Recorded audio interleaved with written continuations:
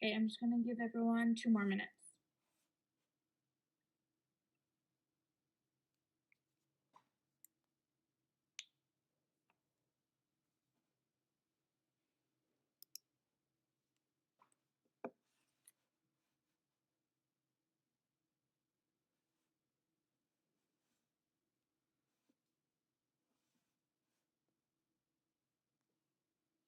Adorable Libby. Thank you. Apologies to y'all if I look distracted. We have a 3-month-old puppy that we just got, so she's been a handful.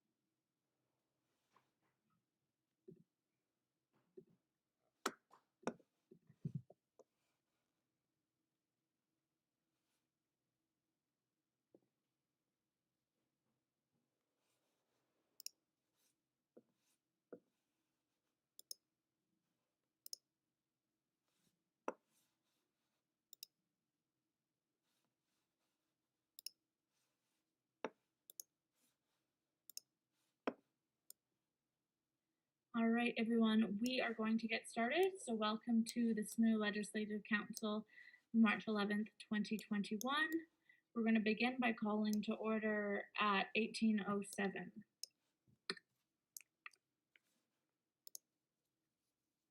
Moving on to item 2, the land acknowledgement. The SSMU acknowledges that McGill University is situated on the traditional and unceded territory of Anishinaabe and Haudenosaunee nations. The SSMU recognizes and respects these nations as the true and constant custodians of the land and waters on which we meet today.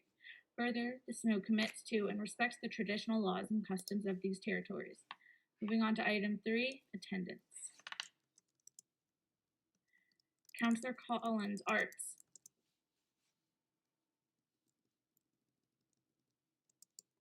Councillor Krosick, Arts. Present. Councillor Smith, Arts. Liaison Member, please now. Councillor Williamson, Arts. Present. Arts and Science. Present. Councillor Mulvaney, Athletics. Present. Councillor Wan, Clubs. Present. Councillor Lee, Dentistry. Just to note, Councillor Collins, I think, is here. Yep.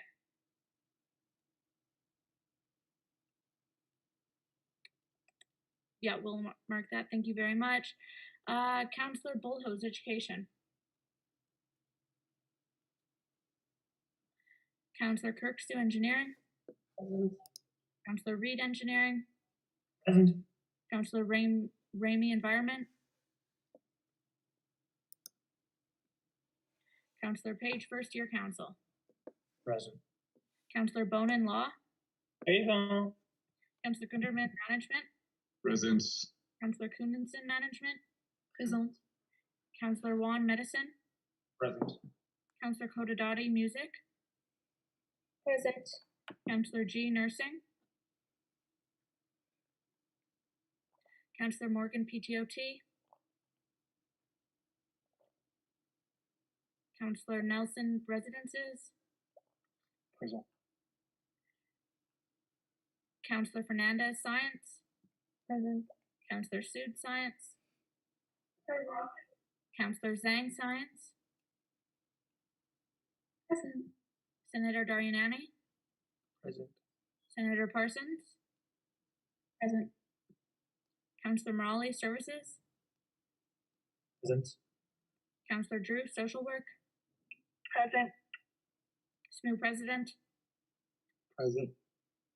VP University Affairs. Present. VP Student Life is suspended. VP External. Suis présent. And VP Finance. Present. Thank you very much, everyone. With that, we'll move on to item 4. Approval of the minutes. The minutes for the Legislative Council session of 2021-02-25 have been distributed. Councillor Kirksu, I will note that your amendment has been noted and will be changed. It just hasn't been updated since yesterday, but it has been noted. Are there any other further changes or corrections to the minutes at this time?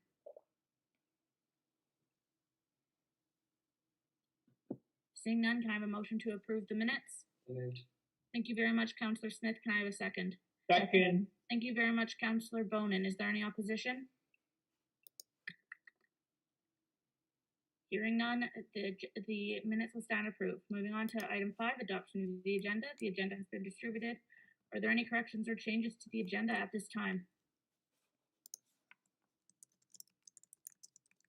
Hearing none, can I have a motion to approve the agenda? So moved. Thank you very much, Senator Darianani. Can I have a second? Seconded. Seconded. Thank you very much, Councillor Wan. Is there any opposition?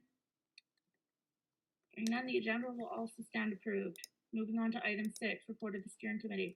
The steering committee met at 11:30 a.m. EST on March 7th, 2021.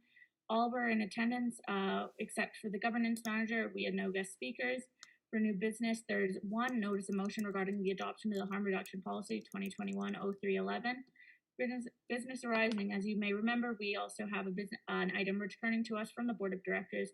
Motion regarding a policy on harmful military technology 2021-01-28. Presentations, this has been updated. There are presentations this evening.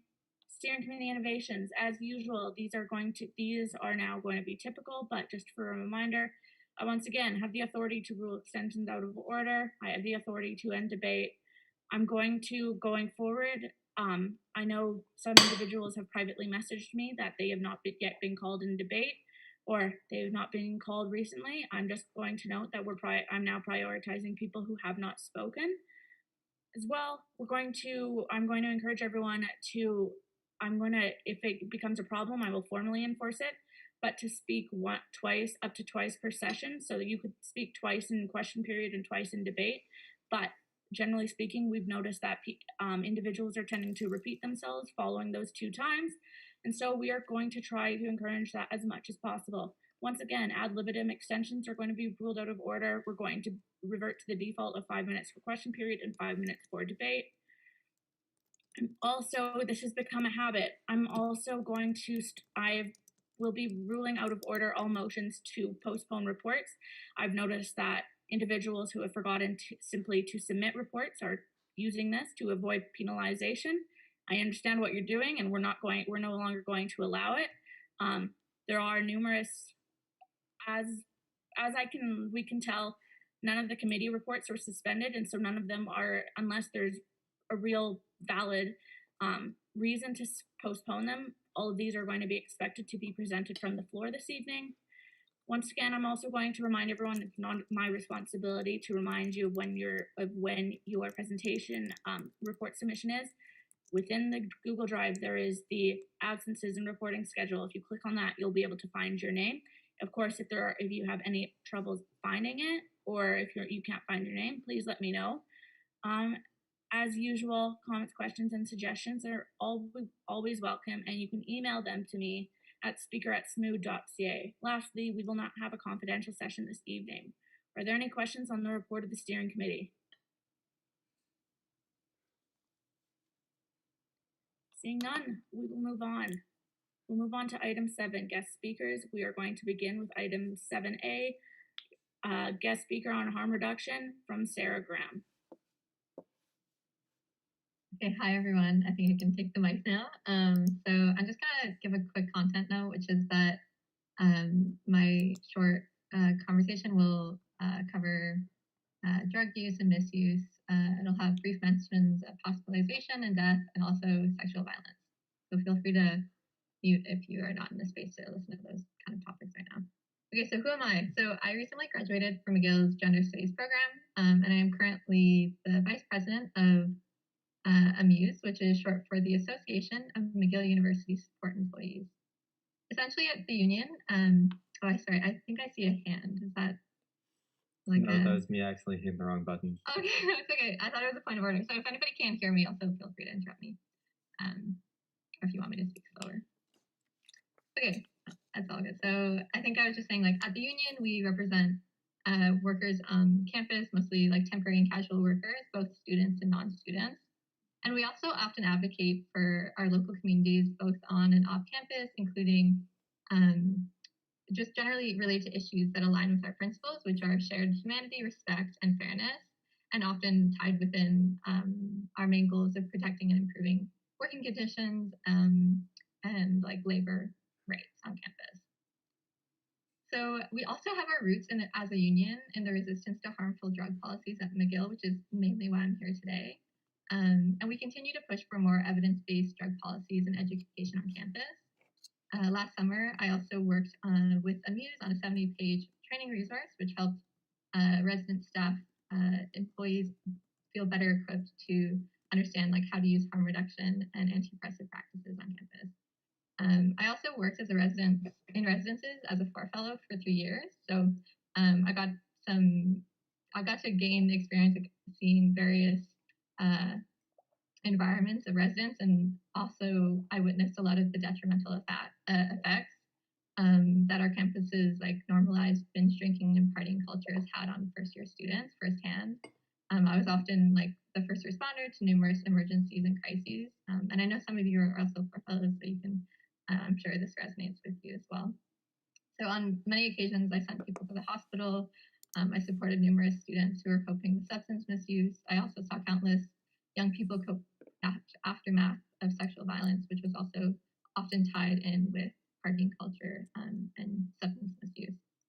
And so through all of that, I learned through my own experience that there's a lot of lacking inadequate support systems on campus for people that are struggling with substance misuse, and also on some of these other issues that I touched on.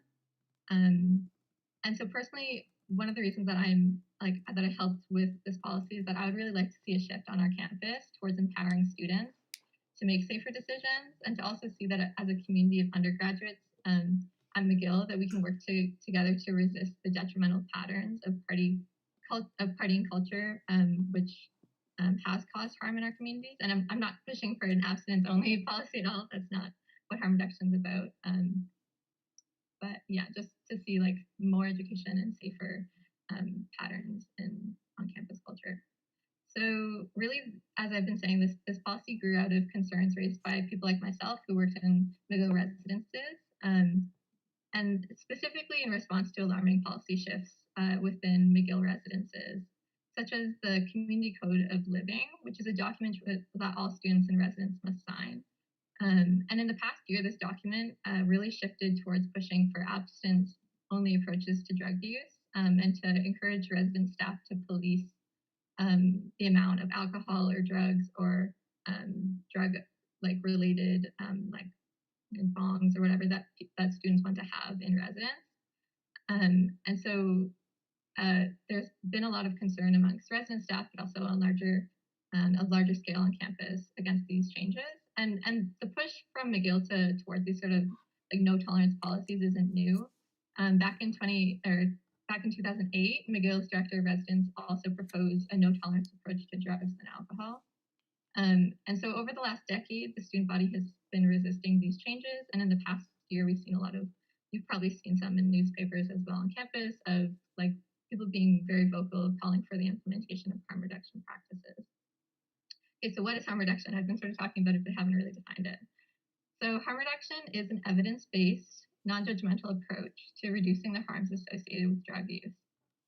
It advocates also include people like the top public health officials like Theresa Tam, the Chief Public Health Officer of Canada, TAM has called for the increased use of harm reduction-based work in order to save lives, specifically as we're facing the opioid epidemic currently, which has taken thousands of lives in the last few years.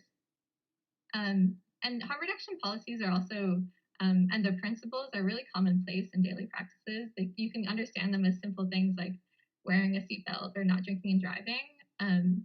And they can also range from things like deciding to stay hydrated or eat before partying, and can also go to like having safe injection sites. These are some of the examples of the ways that harm reduction looks in practices and principles. And they also recognize that these harms are especially experienced by certain social groups who are underserved by our communities, namely Black and Indigenous peoples, sex workers, women, disabled people, and the working class, amongst others. So we also follow in the footsteps in making this policy in the footsteps of other Canadian universities and organizations. So this isn't new. In Canada, there's also Acadia put forth the Post-Secondary Education Partnership aiming to reduce alcohol harms, and Dalhousie also created the alcohol harm reduction strategy. So there's other things that we're drawing on here too in creating this policy. And so, yeah, I guess just to give you a quote of like some of the harms. So it's not just me and my anecdotes. Just quote the Canadian Centre of Substance Abuse, which describes that there's considerable evidence that undergraduates who engage in heavy drinking are more likely to be involved in assaults, motor vehicle crashes, and unplanned and unprotected sex. They go on to say that female students are at a great risk of experiencing sexual violence and assaults when drinking heavily. So these are some of the kinds of harms that this policy hopes to reduce on our campus. I don't want to take too much longer, so I'm just going to sort of wrap up a little bit on touching on why we also included Greek life in this policy.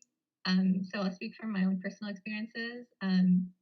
Sadly, as a floor fellow, I witnessed a lot of the harm that is caused directly at events that are hosted by fraternities. I spoke with some former resident staff who shared with me that it was common knowledge among certain well, I don't want to like say specifics of their position, but it became common knowledge that that there were every year people coming back from events hosted by fraternities that they had been drugged at. Specifically, the young women came back having been drugged, and that this was a pattern every year. That this wasn't something that was a one-off incident or some kind of bad apple, but rather a really alarming pattern of harmful behavior on our campus. And so seeing young people being assaulted and having this kind of harm done to them in these groups is the reason that it was personally important to me to include that section. And it's also something that's based in evidence and scholarship, such as a lot of the work that Hank Newer does. He talks about how the fact that like hazing, violence in fraternities causes deaths every year in Canada in Canada and North America more broadly between the years of 1959 and 2018. There's been at least one death every year associated with such hazing incidents. So I just want us to recognize that we're not exception to these rules. That just a few weeks ago, we also saw a death related to dangerous like partying behavior at a fraternity in the United States, and so this is the kind of like behavior that is really concerning for us. You can also see many instances specific to McGill campus through like online reports of like more anonymous nature, but through the Instagram page of like Untold McGill. But I didn't want to go into the details of those instances just for just because I thought that might be a bit intense for people. But you can sort of look through that at your own on your own time if you want more information. But yeah, I think I'll wrap up there. I understand that there might be time for questions, which I guess maybe I will pass the mic back to Lauren or open the floor for questions. All right, thank you very much, Sarah. With that, I will formally ask if any individuals have questions for Sarah at this time. Councillor Williamson. Hey, Sarah. So you talked a little bit about concern over frat and sorority issues. Is there a way that you are looking at reporting the chapters to their boards, or is it just completely disassociating with these organizations? Because like I know at least the experience that I have with frats in this US, there's boards that these organizations have to like call back to, kind of thing. Yeah, thanks for your question, Libby. Yeah, so our approach in this policy is to completely disaffiliate SMU from Greek life organizations on campus. I think that the question about who, like the boards that would sort of review these like concerns, I think to me it's a question of like who's on those boards and what's the culture already for maybe protecting people within those communities that I would fear like if there's real like accountability there or not. So yeah, that's where this policy is at. Thank you for the question. I think there's another one, but All right, thank you very much. SMU President. Yeah, I thanks for the presentation. I had a question on I guess the disaffiliation. I guess I was just thinking that like disaffiliating with these organizations isn't going to stop the harm from happening, and I think SMU can do a lot of different things instead of keeping them at arm's length that can actually assist with the root problem. So I guess I was just wondering if there are any other ways, you know, collaborating with them. I don't mean to phrase it like that, but proposing, I guess, like harm reduction strategies with them and working on them to make their events safer. I feel like there are other ways instead of keeping them at arm's length, because again, the harm isn't going to stop, and I'm worried that completely disaffiliating is going to prevent SMU from being able to help out where we can. yeah, thank you for that question as well. I mean, I'll start to answer this question, but I also like welcome Brooklyn or Maheen to also jump in on this. I don't even know if Maheen's here right now. I can't see all the names. So I think your question about like whether or not this would be effective is important.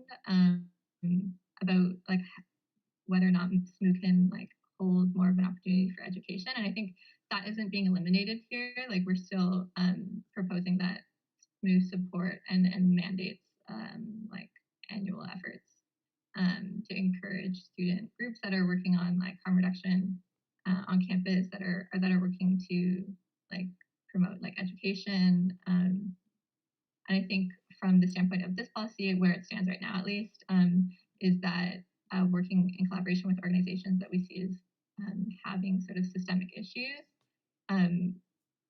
sort of leaves the possibility for I guess like legitimizing them in ways that we think are counter to the intention of this policy. But again, I also welcome more feedback, thoughts, and also I don't know if VP and recruiters. Yeah, I can add on to that. Thank you, Sarah.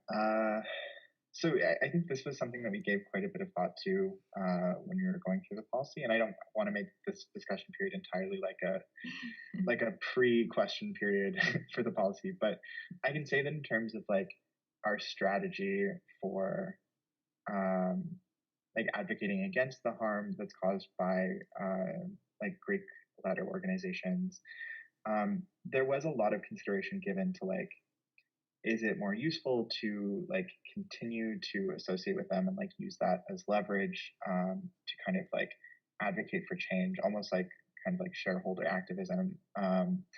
But ultimately, in the past, that hasn't seemed to have worked so far for the SMU. I mean, at least in terms of like the inter-Greek letter association.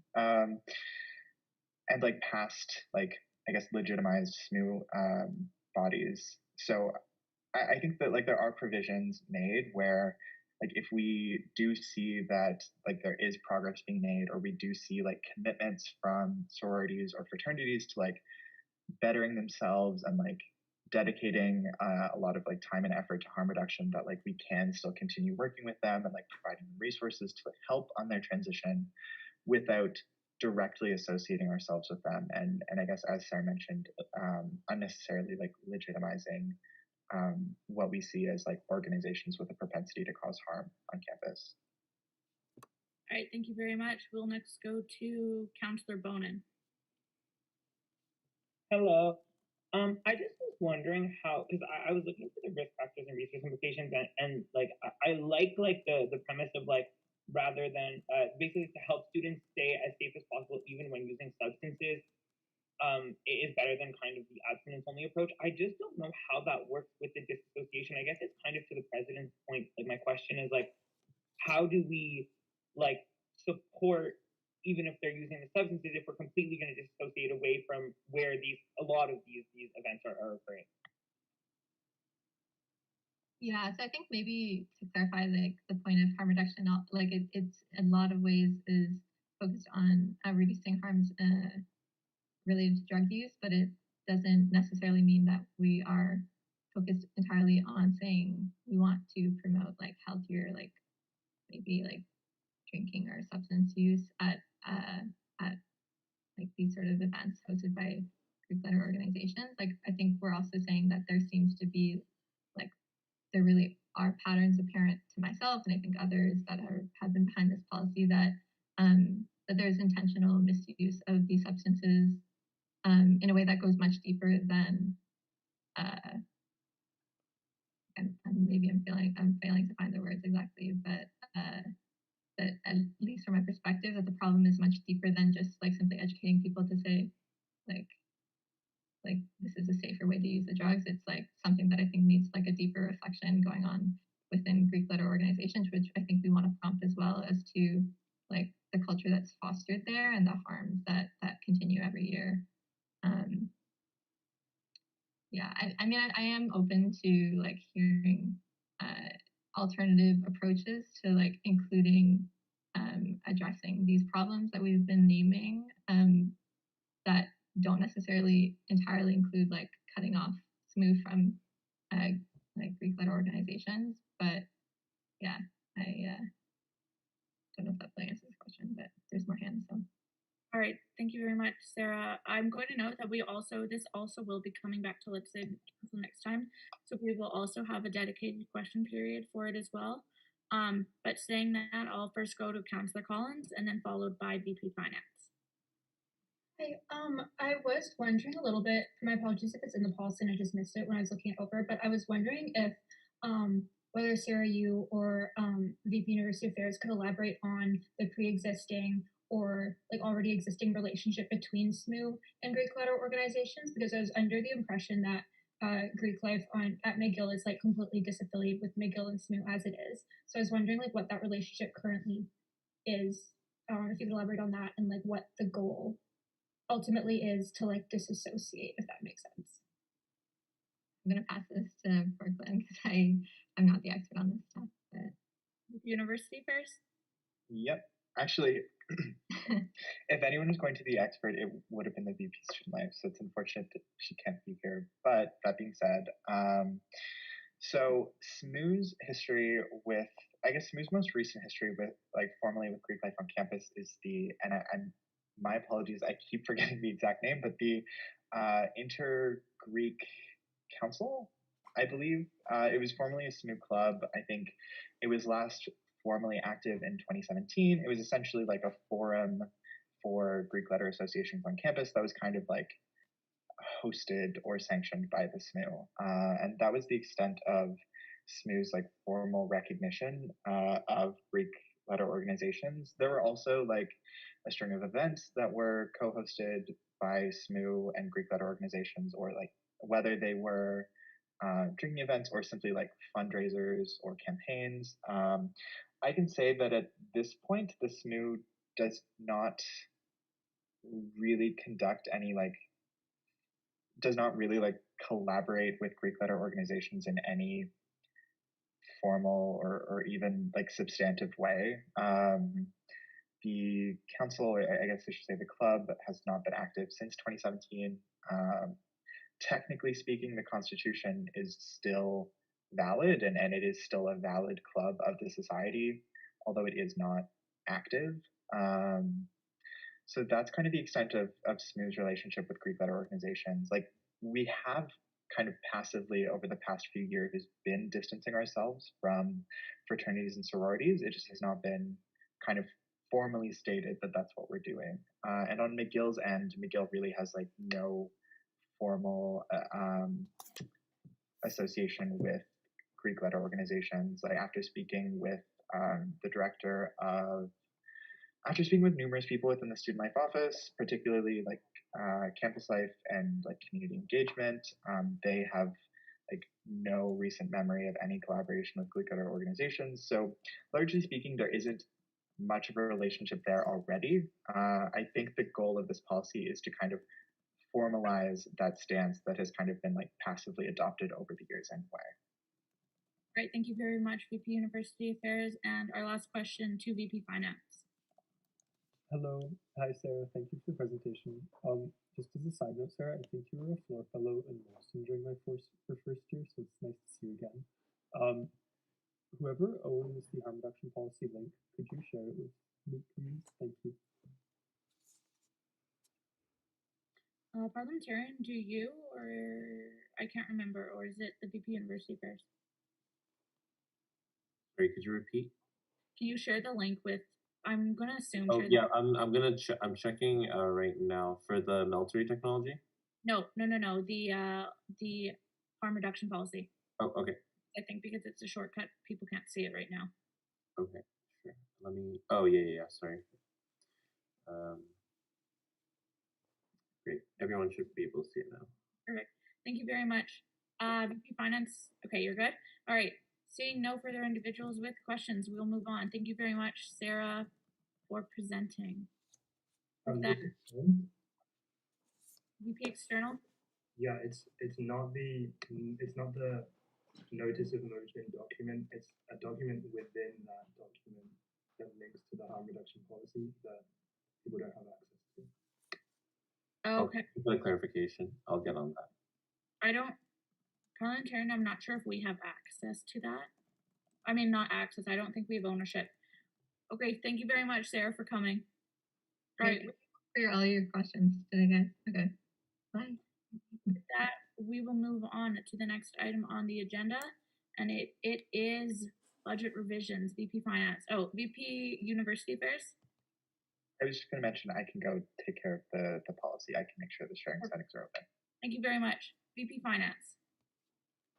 Thank you. So it's my second favorite time of year, budget revision season. So welcome back everyone to Budget Revisions Winter 2021 edition. So all the numbers on this presentation are just based on forecasts for the rest of the year.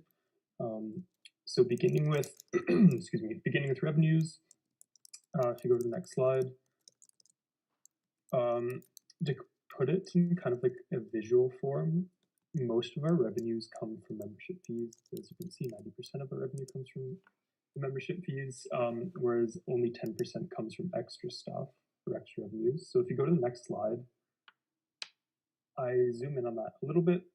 And these are all revised numbers, by the way, for this semester. So you'll see of the 10%, 38.8% of that 10% is administration fees. But yeah, those are all kind of the different parts that make up the revenues. Go to the next slide. These are the main sources of revenue that I'd like to focus on for Legislative Council today, which have been revised. So mainly student membership fees, GERT sales, building space rentals, donations and sponsorship, administration fees, and admission and registration fees. So if you go to the next slide, just starting with student fees general, I'm likely not going to go through every single number because this will just turn into me reading numbers for like 10 minutes straight. So I'm just going to go through the explanations for each of these changes.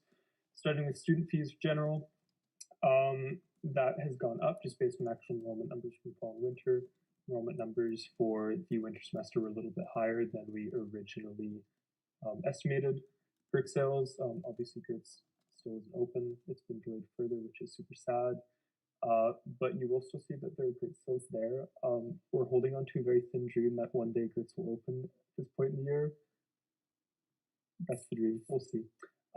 Building and space rentals, obviously there's been a significantly reduced capacity due to COVID. Donations and sponsorship, less sponsorships and donations due to COVID. For admission and registration fees, less mini courses being offered this year due to COVID, and administration fees a little bit higher just based on enrollment numbers. Just to clarify what administration fees are, we get 1% of the health and dental fees because we do a lot of the administrative work for that. So just because enrollment numbers are a little bit higher, that is why we get that amount of money.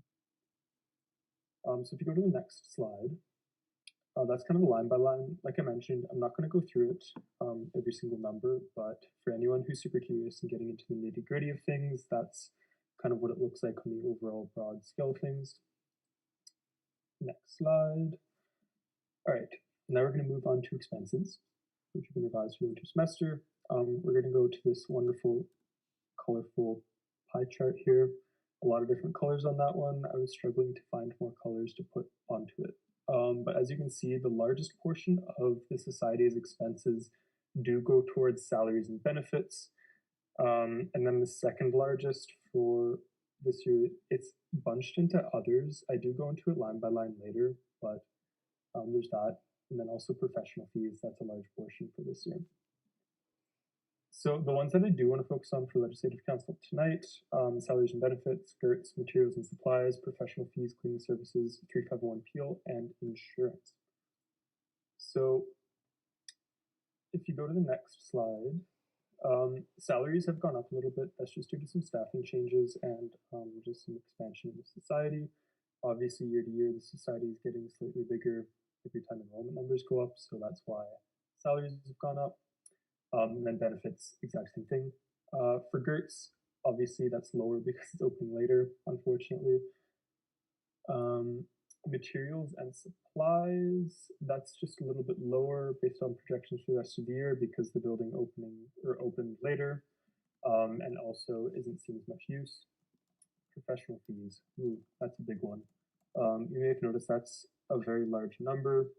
That is because the expenditures between June and February were much higher than originally anticipated or expected. And just overall this year, they've been much higher than usual, which is why that's higher. But do not fret, that all balances out at the end of the day because this budget does ultimately balance, which we'll get into later. Cleaning services are a lot lower. Wow, like a lot lower just because the building's not really open. Not many people are using it, therefore there's not much cleaning to be done. That's line by line, not going to go into it again, but if you're curious, that's what it all kind of looks like behind the scenes. So in conclusion, go to the next slide. So our projected operating revenues are $2,987,696.29. And then the projected operating expenses are $2,476,279.37. Which leaves us with a surplus of $511,416.92. I'm going to note for the surplus, it does seem large. That is very consistent with other years as well.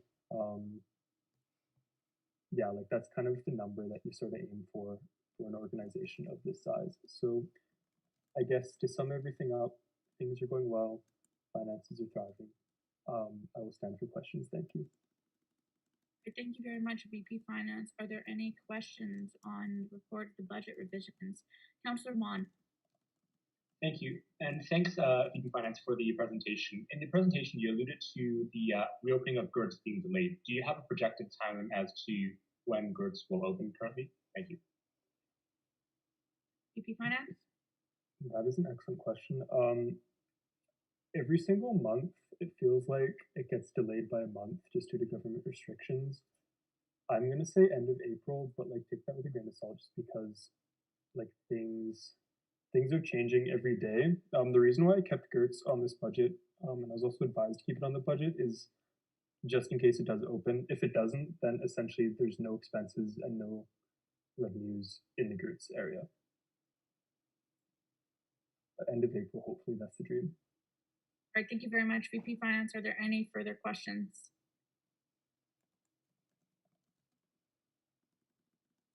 All right, seeing none, thank you very much, VP Finance. Thanks, everyone. For that, we're going to move on to item 8, announcements. All individuals with announcements can raise their hand. I'm just going to begin by saying a short one. I'm going to once again remind everyone, I'm going to use this because I haven't needed to remind everyone for a while. Please refrain from contacting me about SSMU on my personal messenger. This goes for counselors and for student society at large. This is my personal Facebook. I try to work on SSMU only during office hours, and I would appreciate some sort of life-work divide. Furthermore, I'm just going to note that I've had a plethora of recent emails get sent to me recently about numerous things. So if I'm not getting to you right away, I'm going, like, I swear I'm going to get to you, but it's not going to help by sending it to me on Messenger. I would just very much appreciate it if you could just respect these boundaries that I'm trying to enforce. As well, I'm going to note for clarification, the VP Student's Life suspension this evening was due to failure to submit reports either on time or failure to submit reports, period. And that's public information. I just wanted to clarify. With that, we are going to go into other announcements. So, SSMU President. Thank you, Madam Speaker. Aujourd'hui, le gouvernement de Québec commémore les trop nombreuses morts liées à la pandémie. Je suis conscient que plusieurs de notre communauté ont perdu un proche, voire plusieurs. Si cela est votre situation, mes pensées sont avec vous. And so with that, I'd like to make a motion at this time, if it's possible, to take a minute of silence to respect and honor those who have either passed away due to the pandemic or those members of our community who are dealing with the grief of a lost loved one. That is very well received. Can I have a second? Seconded. Thank you very much, Councillor Smith. Is there any opposition? Hearing none, we will observe a minute of silence.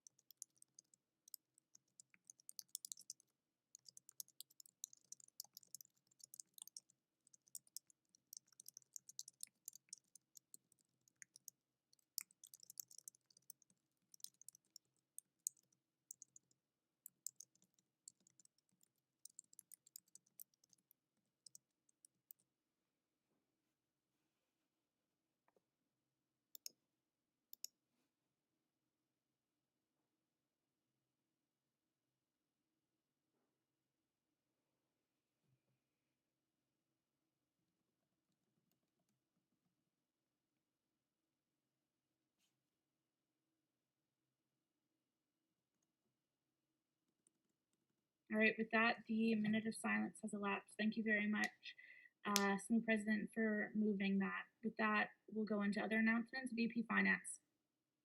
Thank you, Madam Speaker. If I send you a link, would you be able to share it with the group? Yep. Okay, I'm going to send you 2 links then. So I'll start with, hold on. Cool. Yeah, I'll start with the words of distinction. I made the announcement last time. I'm going to make it again. If you know anyone who you think deserves an award of distinction, please tell them to apply. It's $2,000, and yeah, I'll leave it at that. I sent the link to Lauren, which she should be sharing soon. And then the second announcement that I have is a spin event, which is coming up on March 27th at 7 p.m. It's called Spin Borderland. It's essentially an escape room, and it's looking like it's going to be a ton of fun. So if you're looking for something to do on March 27th at 7 p.m., check out the event. It's free, and there are going to be some amazing prizes. Thank you.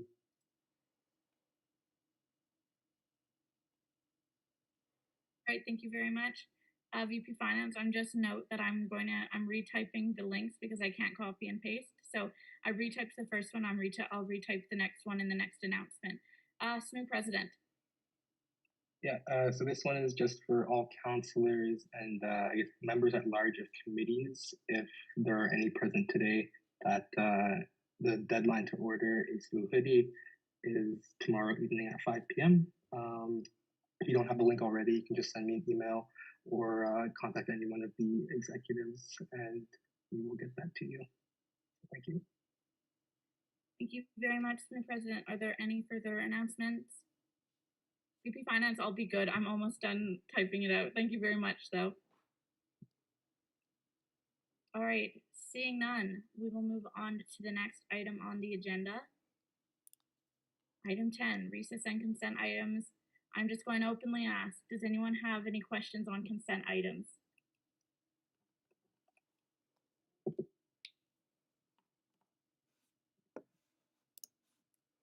Seeing none, I'm going to open the form momentarily. All right, the voting form is now open, and we will begin recess at 18:49 and end it at 18:54.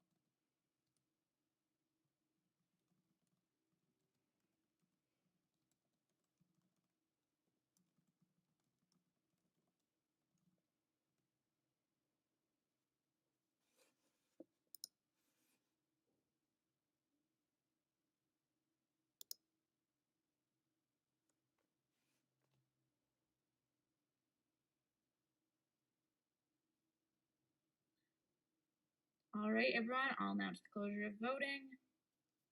The item on the agenda was not unanimously approved and thus will come to Legislative Council to be questioned, debated, scrutinized, and voted upon. With that, we will move on to the next item on the agenda, 11, old business. Motion regarding policy on harmful military technology 2021-0128. I am going to first, I have been selected to be the individual explaining why this is coming back from the board of directors. I'm going to note that this motion isn't going to be remotivated. It's already been motivated. And the changes that were made have nothing to do with changing the scope or purpose of the motion. Simply being the concerns over the factual validity, as well as the citations included in much of the motion. And so it was first off voted to be rejected by board of directors to go to legislative council. However, it also had the specific provision that it was also going to come back to steering committee. Typically, steering committee isn't tasked with reviewing citations, but for this one, we were specifically tasked with doing so. So with this, we went through specific items that we believed either lacked a citation and needed one, or we asked for perhaps more objective, so to speak, research citations, anything of that nature that just backed up its research and evidence-based support. Besides that, there really aren't any changes in regards to its scope. It was mainly just grammar and resources that steering committee was reviewed with, but we didn't choose any other nature, just any other item, given that was not within our responsibilities, and understanding that it was passed by legislative council the first time, and it wouldn't be in fair nature for us to change it any further than we were tasked with doing. With that, I'm going to first ask, are there any questions on sending it back, on its return? Seeing none, we are going to go into question period. All individuals wishing to take part in question period can raise their hand at this time.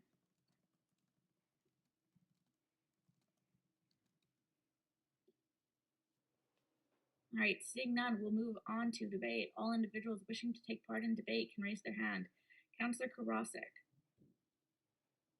Thank you. So speaking as someone who's on board directors who also sent it back, I'm glad to see there's been some changes, but I don't believe there's been enough changes for me to say this is worth supporting right now. A lot of the changes have been fairly small little word changes, but a lot of the core issues with the scope still remain. The scope is just incredibly unclear. Is it about full cessation of research? It's about transparency. It's about nuclear weapons. It's about full demilitarization. Is it about against uranium mining? This motion takes stances on all of the above. And at the same time, it tries to claim that it's only about transparency. It's not only about transparency. Yes, that's part of this. But it's incredibly difficult to claim that that's the only thing this motion takes a stance towards. Furthermore, a lot of the things that have been changed, I'm glad there's citations, but some of them are just not great. Again, the nuclear disarmament, I'm glad it's been cited, but the citation's a 96-page United Nations document that doesn't even use the same definition. At no point does it, for example, talk about the extraction or enrichment of uranium, which is kind of an issue because the same reason they don't talk about is the same reason we shouldn't, because it makes us take a stance against uranium mining, period, which includes nuclear power. And this motion later does take either a direct or indirect stance against that very thing. This motion is incredibly unclear with what it wants to do. The times that it is clear, it's just concerningly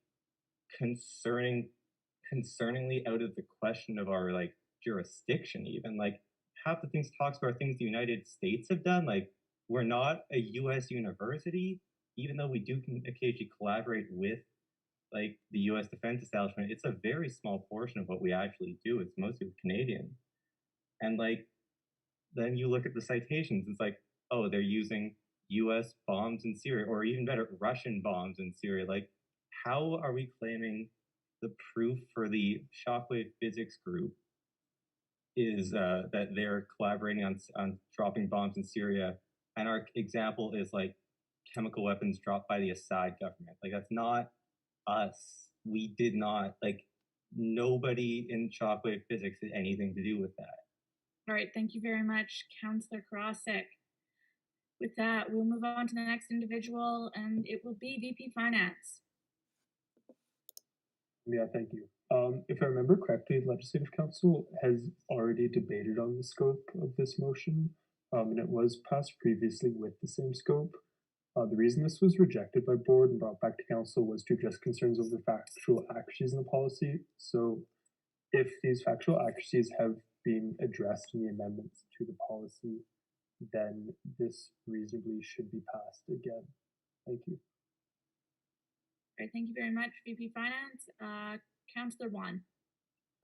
Thank you, Madam Speaker. I actually meant to ask these during question period, so if these are inappropriate, please strike me out of order. But I have two questions for the council today. So first off, what controls are there for motions such as this one that are not backed by evidence or that do not bear factual accuracies? And why were these concerns not brought up at the first or second LC reading? So at the notice of motion and with the actual motion itself. Thank you. All right, thank you very much, Councillor Wan. I'm not going to strike those out of order, but I'm still going to go in the order of how the raise of hands currently are showed. So if someone answers your question, I will fully entertain it, but I'm also not going to mandate someone to answer it. With that, I will move on to VP University Affairs.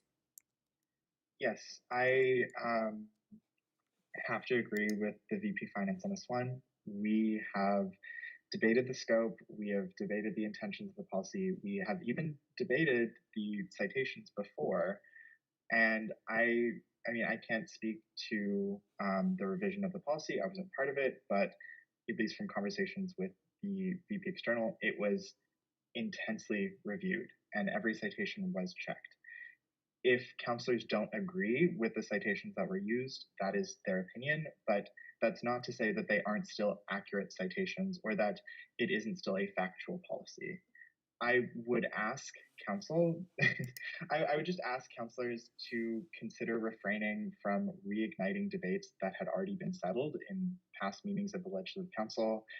I don't believe that it would be fair to take this as an opportunity to reignite debates that were kind of already decided when this policy was passed the first time.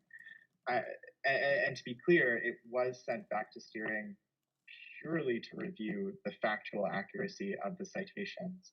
And seeing that as completed, if that was the case, seeing that it has been reviewed, I don't see a reason not to pass this policy as it stands now. The problems have been resolved. We don't need to get back into debates that have already been settled. All right, thank you very much, VP University Affairs. Councillor Williamson. Sorry for that. My dog is being a terror right now. This is somewhat, again, apologies, somewhat like Councillor Wan. I should have asked this during question period, but my puppy got out, so I missed that one. This is more of a question due to the passing of the Divest for Human Rights motion last 2 weeks ago. I wanted to kind of know the impact or the proposed impact that divesting from companies such as Lockheed Martin would have on this, on the research suggested here, and if there was a plan for, I know that the motion is meant to talk about accountability, but with a divestment from a company such as Lockheed Martin, it's hard not to think that those companies will stop research at McGill on their own terms, and if there's a proposed plan to supplement that research. All right, thank you very much, Councillor Williamson. Just to clarify, we're not going to break into a question period on this specifically, but just to let everyone know, at the past Board of Directors in public session, the very motion that Councillor Williamson is referring to has been postponed to be referred to the Judicial Board regarding constitutionality. So there's no the question can still be entertained, but I'm just going to note that currently the policy is not currently active within the society. With that, we're going to go to VP External. Yeah, thank you, Madam Speaker. So, I will try to respond to some of the concerns raised by Councillor Karasik, but I don't think I will be able to address all of them. A lot of different points were made. So for instance, regarding definitions, the definitions that are included within this policy are definitions according to the policy. The citations made are citations either to provide more context or to provide like sourcing of a definition. It's not necessarily going to be the case that like the definition has been taken from the specific source, but the source may provide more information or more context regarding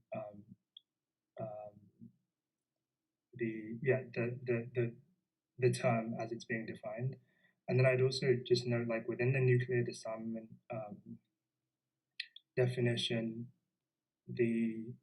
it was noted that there was, I think it was noted that from Councillor Karasik a concern that it specified an opposition to the extraction, enrichment, and sale of uranium, and so this was taken like, although that was not the intention, and it can be interpreted otherwise.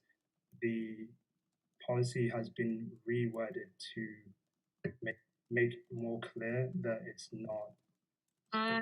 VP External, I'm going to need an extension of debate in general, but I'm also going to need an extension on VP External's time. So I first need one for an extension on debate.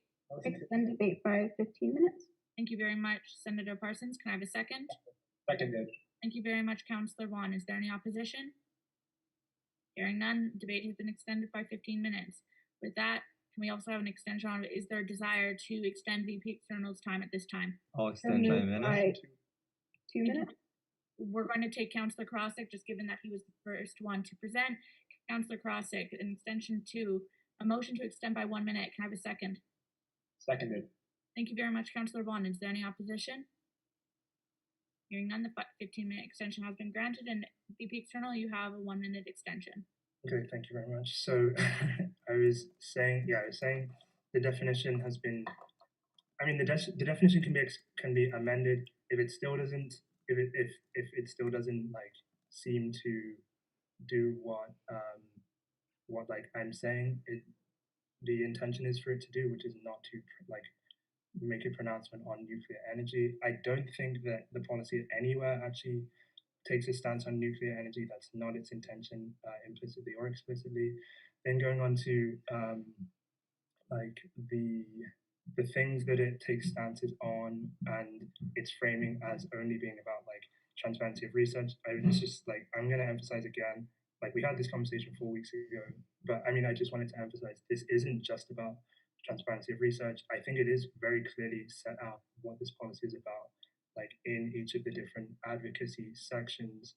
Like it does cover a number of items. It does cover a number of topics. That's set out quite clearly in my opinion. Can I have an extension on VP External's time? Motion to extend by 1.5 minutes. Thank you very much, VP Finance. We have a motion to extend by 1.5 minutes. Can I have a second? Seconded. Thank you very much, Councillor Smith. Is there any opposition? Hearing none, VP External, you have a 1.5 minute extension. Okay, yeah, thank you. The nature of the like the different issues covered is it covers more than just the like advocacy on more ethical and transparent military research. Like that's not in contention whatsoever. It was not really in contention last time. I recall like emphasizing that as well. And I'll just end by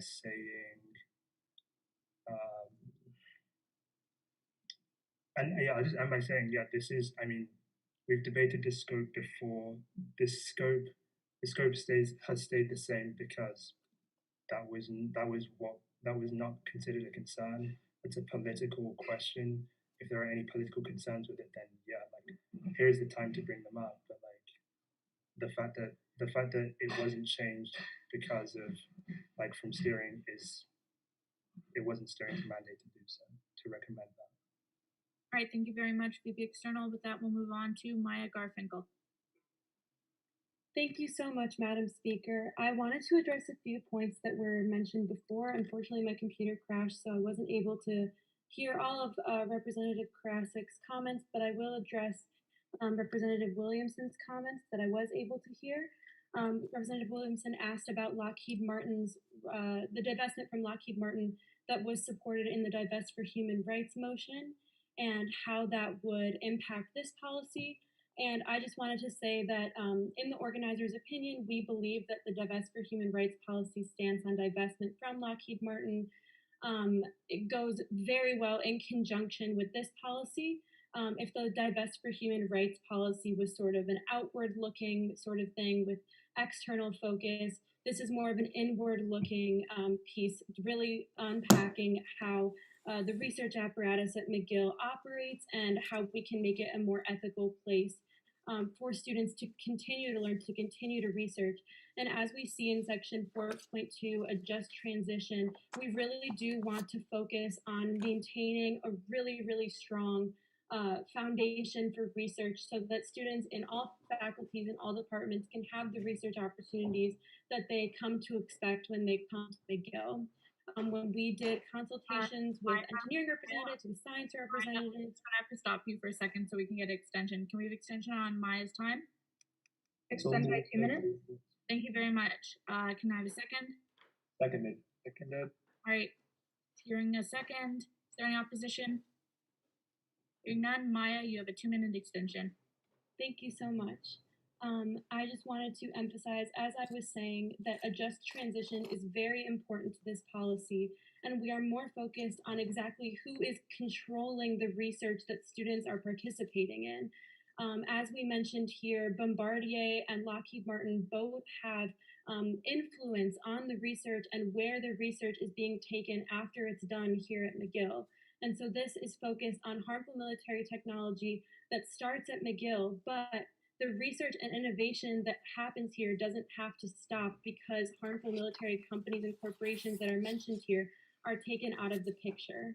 So I wanted to emphasize that. I also just wanted to speak less from the perspective of an organizer and more from the perspective of an arts student.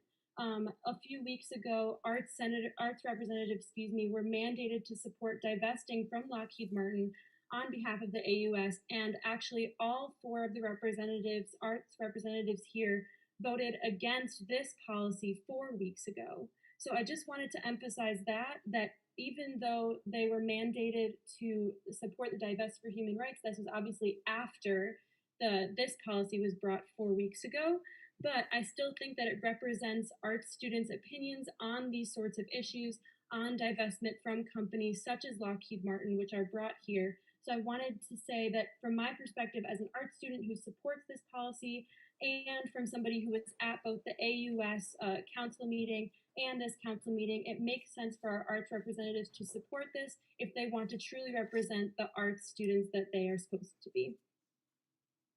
All right, thank you very much, Maya. With that, I will move on to Leah Holla. Hi there, thank you. I was hoping to respond to a couple of the concerns by Representative Karasik. Starting with the relationship between the Shockwave Physics Group and research done there and conflict abroad. I think that's a really valid concern, what is the relationship? In fact, that is the very reason why Students in Peace and Disarmament and other student groups historically have been doing research. In fact, it's been going on for decades, research into the relationship between research at McGill and what the outcomes of the applications of those research. Because of all the reason that this policy has been brought, or one of the reasons this policy has brought forward, is so that relationship can be less opaque. And so sentences like the one you were concerned about are clear and don't require years of research. So just to give you a little context on what research was done to to have that knowledge. In I think 2010 or 2011, the group Demilitarized McGill, a previous McGill group, took McGill to court, and after 4 years, they were able to get thousands of pages of ATIs, like the documents after an access to information request. That's what a ATI is. And then from there, they pieced together. Leah, I'm going to have to get an extension on your time. Is there a desire to extend Leah's time? I will take, I'm sorry, there was a bunch of voices there. Can we have an extension? By 2 minutes. Thank you very much. Can I have a second? Seconded. Thank you very much. Is there any opposition? Hearing none, Leah, you have a 2-minute extension.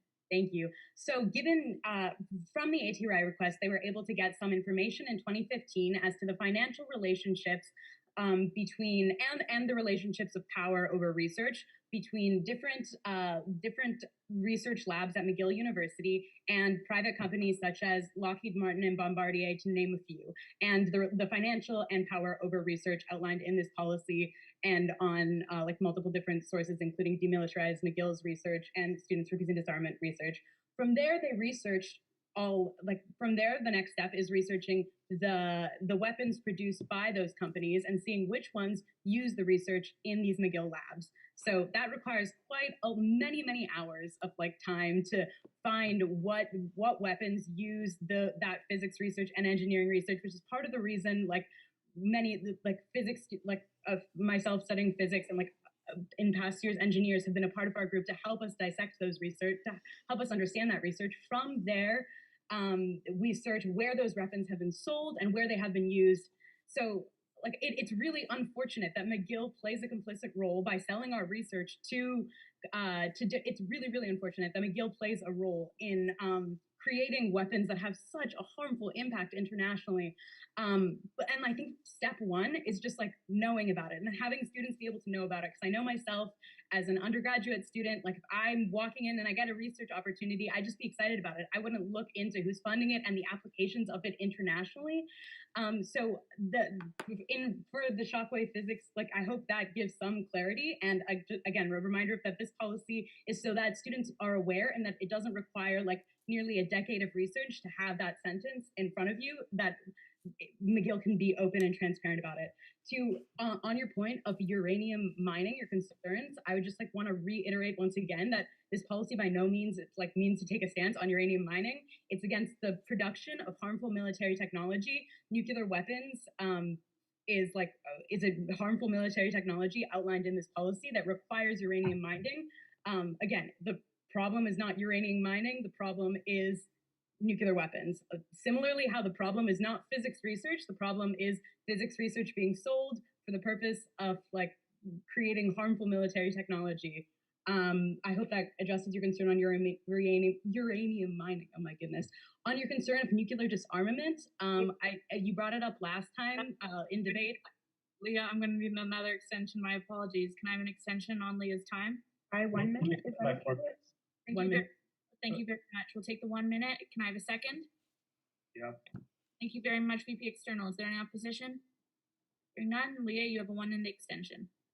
I guess for your concern on nuclear disarmament, you brought up the same thing last time. I guess I'd say the same thing this time, and that is multiple Nobel Prize winning organizations and Nobel Prize winning laureates and affiliated groups, including International Physicians for the Prevention of Nuclear War, including International Campaign to Abolish Nuclear Weapons, as well as multiple NGOs, both nationally and internationally, have supported really similar and put forth really similar definitions. You took concern last time in debate with those organizations, so instead we put what is currently international law. That treaty is it's no longer just a treaty. Well, it's a treaty that is in force as international law. To give you context as to why those words, to give you context, you're right that treaty does not put forth a definition. However, I hope that if you go through it, you'd see why we chose to use the words we did. And also we tried to tailor it so that it was specific to the context of harmful military technology, which once again is the purpose of this policy. For your concerns on the U.S. Defense Department and what its relation to why we talk about it, it's because of the small relationship to McGill. You're right. It doesn't like we wouldn't be talking about it if it didn't have a relationship to McGill, and although it is small, the impact of it on the world is quite horrible, or has in the past been quite horrible, such as like I don't know, I'm specifically referring to like the creation of thermobaric weapons. I've been talking for a while, so I'll seize my time. All right, thank you very much, Leah. With that, we'll move on to Councillor Bonin. Hi. I just had two quick things to say. So the first is that I do know a couple of councillors and executives spoke about how like we shouldn't be talking about the question at hand again, but I think as a point of order, it is, we are allowed to re-entertain the question, right, Madam President? So I think that they're not out of order or anything at all. People can change their mind. And I also just had, like on Councillor Crossick's point, I don't think Councillor Crossick was saying necessarily that like specific things are or aren't ethical. I think Councillor Crossick was just saying the background and rationale for this motion is transparency, and that it goes beyond that in many ways in its scope and what it's talking about, so that doesn't line up with transparency. I don't think Councillor Crossick had expressed any sort of like opinions, as I won't either, on the different things that are mentioned. It's just the fact of the matter being that like we say we want transparency, but then we say we want to change the way that things are done actually, instead of just increasing transparency. So I just wanted to talk about that. All right, thank you very much, Councillor Bonin. Councillor Reid. Thank you. First off, I would just like to say thank you, Leah, for doing such a stellar job outlining the place of McGill in the military-industrial complex, as well as sort of its historical place in broader global conflict.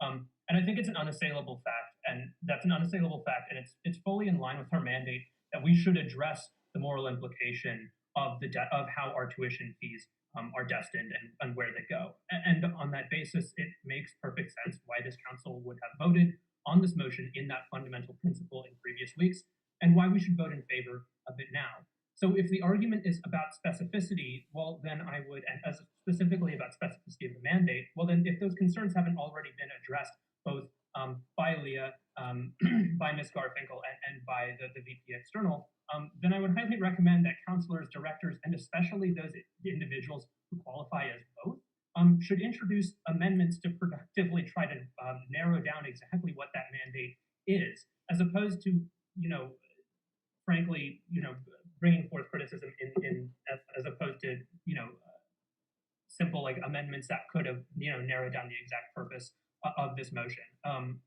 Especially when we consider the fact that we as councillors, and especially, those councillors who are also directors, have, by nature of their positions, access to knowledge about how policy is written that, frankly, given the structure of SMU, is deeply inaccessible. And so I just think, in the mental spirit of how we should operate as SMU officials, I really would like to see amendments if there are those kinds of concerns about the exact mandate of this motion, because the fundamental principle of this motion, I do not think is something that needs to be contested, especially given that through this body, the students of McGill University already roundly voted in favor. Thank you, Madam Speaker. Thank you very much, Councillor Reid. I'm going to note that we have 45 seconds to go, so I'm just going to ask for an extension. I'll take a 5-minute extension on debate. So moved. Thank you very much, Senator Parsons. Can I have a second? Second. Thank you very much, Hearing none, the 5-minute extension has been granted. Councillor Crossick. So I'd like to just quickly respond firstly to what was brought up by Councillor Reid. I appreciate the sentiment, and if I could, I would. My issue is that the issue with the scope underlies the entirety of the motion. No single or even group of amendments I find could actually address the issue with the scope, because it is genuinely throughout. I'm going to address a few other smaller things that are brought up pertaining to the main points, which is, first of all, I was told that because the previous divest motion that we have a theoretical mandate. Note that other motion was incredibly specific what we're mandated to do, and it said absolutely nothing about this motion. There is no such mandate whatsoever. My concern over the link wasn't that we're not so sure what the link is, as much as the fact that the link hasn't been proven in this document. My issue is with the uranium mining point was not so much that my issue with that one is that like later on in the motion it repeatedly talks about the dangers and issues and effects of uranium mining. So it's like, yes, it talks about it in relation to later nuclear weapons, but like it talks about it in general for most of it. So like we do kind of take a stance indirectly on that. Small quick note: Nobel Prize was also won by Henry Kissinger, so like, but Okay, Councillor Crossick.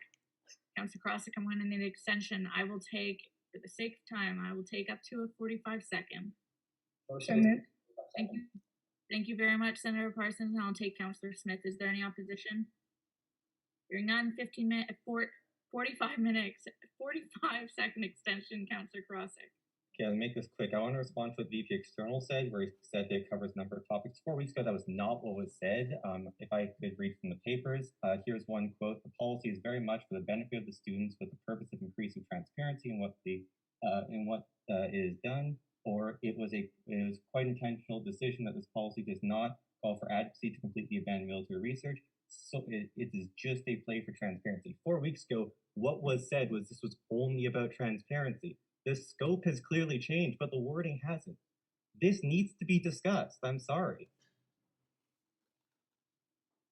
All right, thank you very much, Councillor Crossick. With that, I will move to VP University Affairs. Thank you, Madam Speaker. So over the course of debate today, last week at the Board of Directors, and then a week before that at Council, we've heard many arguments about concerns over the scope of the policy, about how councillors believe that the intention of the policy is not reflected in the scope. And while councillors are fully entitled to their respective opinions, I would ask that if a councillor wants to point out flaws with the policy, that they limit it to what is actually in the policy itself. Like reading through the policy, I cannot find a single place where the advocacy mandated under the policy exceeds what is already set out in the preamble. This is a coherent policy that has been fact-checked beyond any other policy that has ever been introduced to council. This is arguably the most fact-checked thing that we have been presented, and it is on paper, in its contents, coherent, well-defined, and applicable. It is enforceable.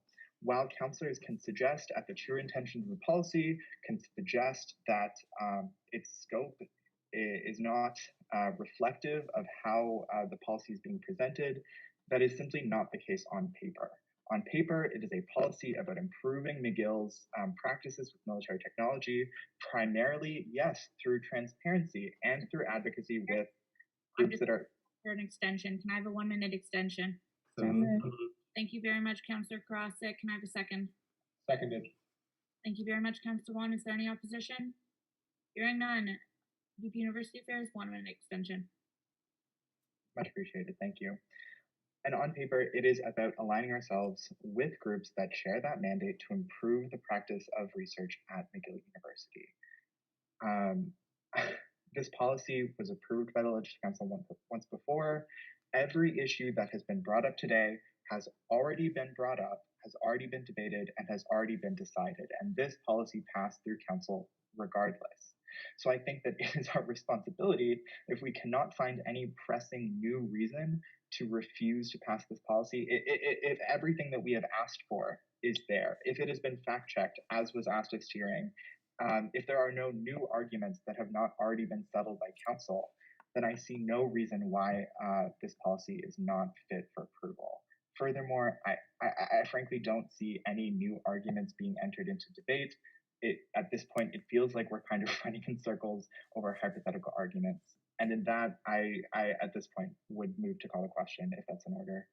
Yep, thank you very much. And we also did end debate. Thank you very much. I believe Senator Darianani and VP University Affairs. I'm going to ask, is there opposition? Yes. All right, hearing opposition, I'm going to ask all individuals currently with their hands up. I'll note who currently has their hands up to lower them, and we're going to do a simple placard vote. This is procedural, so there will be no abstentions. I'll also note that members of the gallery are not eligible to participate. All individuals in favor of calling the questions, which is to say, move to a voting period, can raise their hand at this time.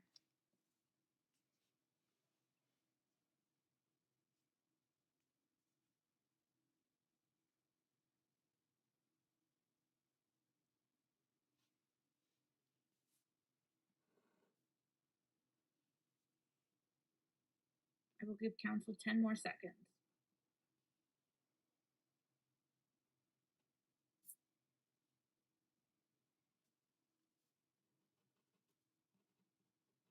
All right, recognizing a clear majority in favor, I'm not going to ask for opposition. With that, the motion to call the question has been approved. The question has been called, and the question is on the motion regarding a policy on military technology. With that, I will open up the voting form now, Can I councillors. move to vote by roll call? Seconded. I will accept it. Thank you very much, VP University Affairs and Senator Daryanani. With that, is there any opposition? Hearing none, we will move forward with the vote by roll call. Parliamentarian, can you please prepare the form, or please prepare the sheet? Thank you very much.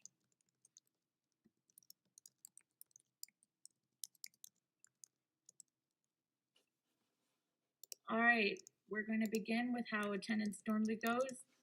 Councillor Collins. In favor. Thank you very much. I'm just going to note before we go further, you have 3 options, like any other vote. Yes, no, abstain. Councillor Karasik. Opposed. Councillor Smith. Abstain. Councillor Williamson. Opposed. Councillor Litvina. Yes. Councillor Mulvaney. Opposed. Councillor Wan. In favor. Councillor Lee. Abstain. Councillor Bullhose is absent. Councillor Kirksue. In favor. Councillor Reed. In favor. Councillor Page. In favor. Sorry, can we go back? I Yep, think 3 yeses. 3 yeses. Okay, thank you. Not to Councillor Bullhose, sorry. And then Councillor Page. Councillor Bonin. Opposed. Councillor Gunderman. Opposed. Councillor Kunzen. Opposed. Councillor Wan. Opposed. Councillor Kodadati. Abstain. Councillor G.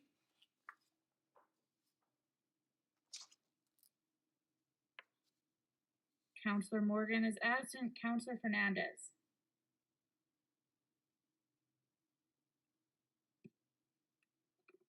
Councillor She's in a different time zone right now, so she might just. It's really late, so. Hey, Councillor Sood. In favor. Councillor Zhang. In favor.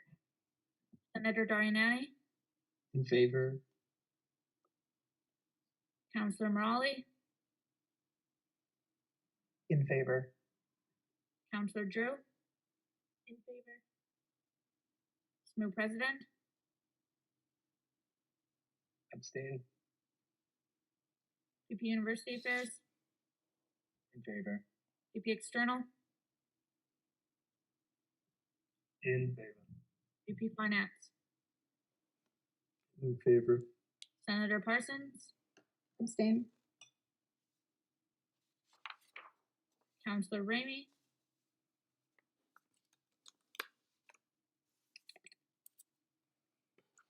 And Councillor Nelson. In favor. We will wait momentarily to tabulate. Did Councillor Bohos leave? Oh, she's not here, right? Yeah, not here.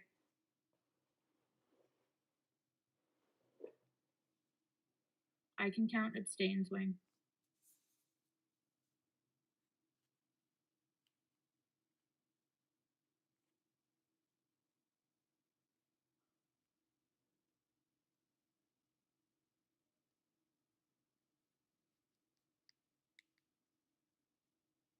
All right, with 15 in favor, 7 opposed, and 4 abstentions, the motion's been approved.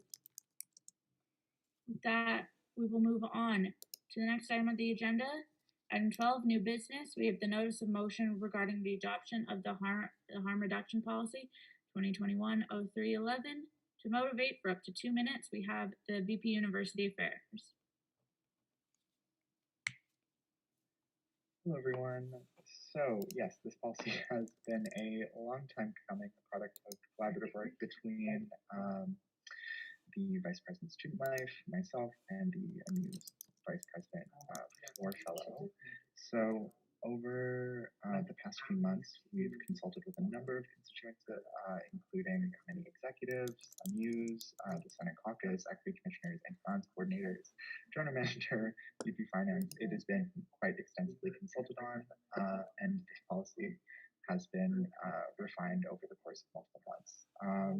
So, generally speaking, I do believe that SMU has generally good practices around harm reduction. Unfortunately, those practices do not find themselves in any policies, internal procedures. It's quite an informal support for harm reduction, and that's both within SMU and on campus, as we mentioned in the question period, or I guess the presentation, I should say. SMU has generally, over the course of multiple years, distanced itself from Greek letter organizations, but again, that stance has not been formalized. So this policy seeks to formalize, enshrine in policy, and empower the SMU's commitment to harm reduction, our harm reduction practices, both in our internal events and in terms of advocacy on campus and support for our clubs and services. And furthermore, our mandates to support both student employees and students at the university in their advocacy surrounding harm reduction in McGill residences, because over the past few years, we've seen a very detrimental move away from harm reduction in McGill residences and more generally on campus. So we believe that it is more important now than ever to formalize the stance and really shore up support for our efforts around harm reduction. As we've already had a presentation, I think that's all I have to say for today, but I look forward to debating this policy in 2 weeks' time. All right, thank you very much, VP University Affairs. Like the VP University Affairs said, this will return to the next Legislative Council to be questioned, debated, and scrutinized and voted upon. With that, we'll move on to item 13, reports by committees. We will begin by item 13A, report by the Executive Committee. Councillor, before moving, never mind, the hand has been lowered. We'll move on to item 13A, report from the Executive Committee, and to present, we have the SMU President.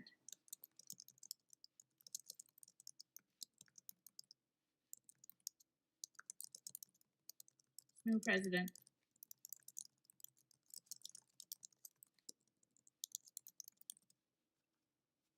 SMU President.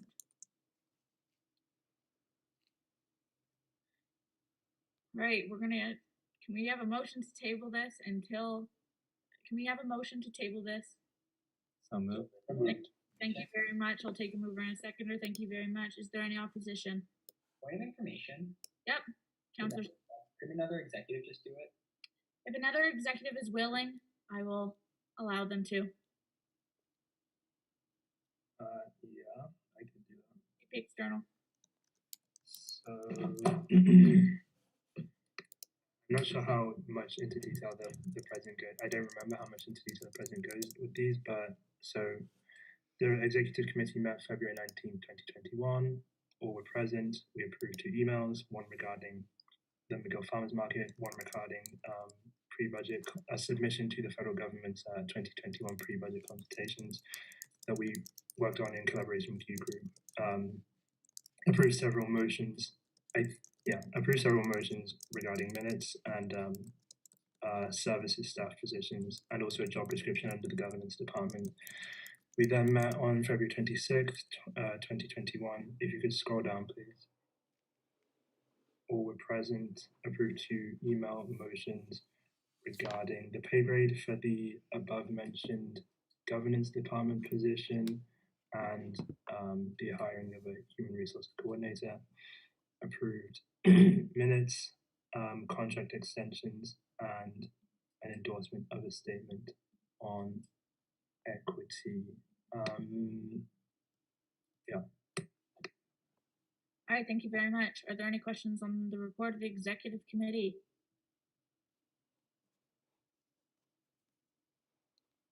Seeing none, move on to item 13B, report from the Environment Committee. I assume this is SMU President. We don't have a report. SMU President, would you like to move it from the floor? Yeah, sorry, give me 1 sec.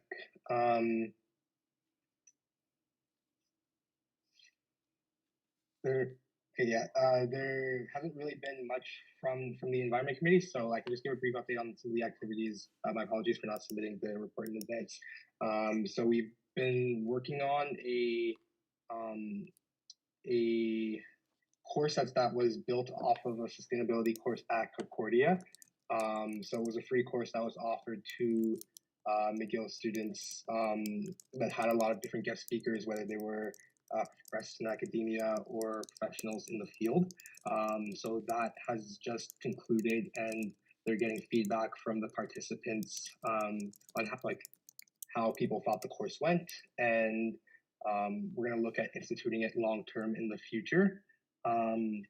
They've also been in increased collaboration with the farmers market for a few different projects, including financial support due to COVID, and those were kind of the two biggest things. So they're just working on their exit reports right now. And yeah, my apologies for not submitting the report in advance. I'll be sure to type something up and distribute it to council just so they can have it in Word.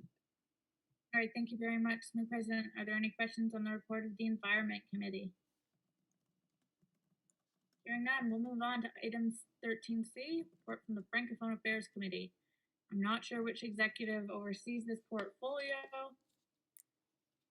Whichever executive it is, please indicate so. I believe it is me. I will give a quick verbal report just because, like the Environment Committee, the Commission des Affaires Francophones has been a bit quiet lately. That being said, there are multiple updates, including some fun initiatives around accessible language workshops that have been organized both by the committee and in collaboration with the university. I'm also just pulling up the most recent agenda minutes from the committee itself. So, a couple projects. Juliette, the Francophone Affairs Commissioner, la Commissaire aux Affaires Francophones, sits on the Bacon, my committee. That's been going well. A report is being prepared on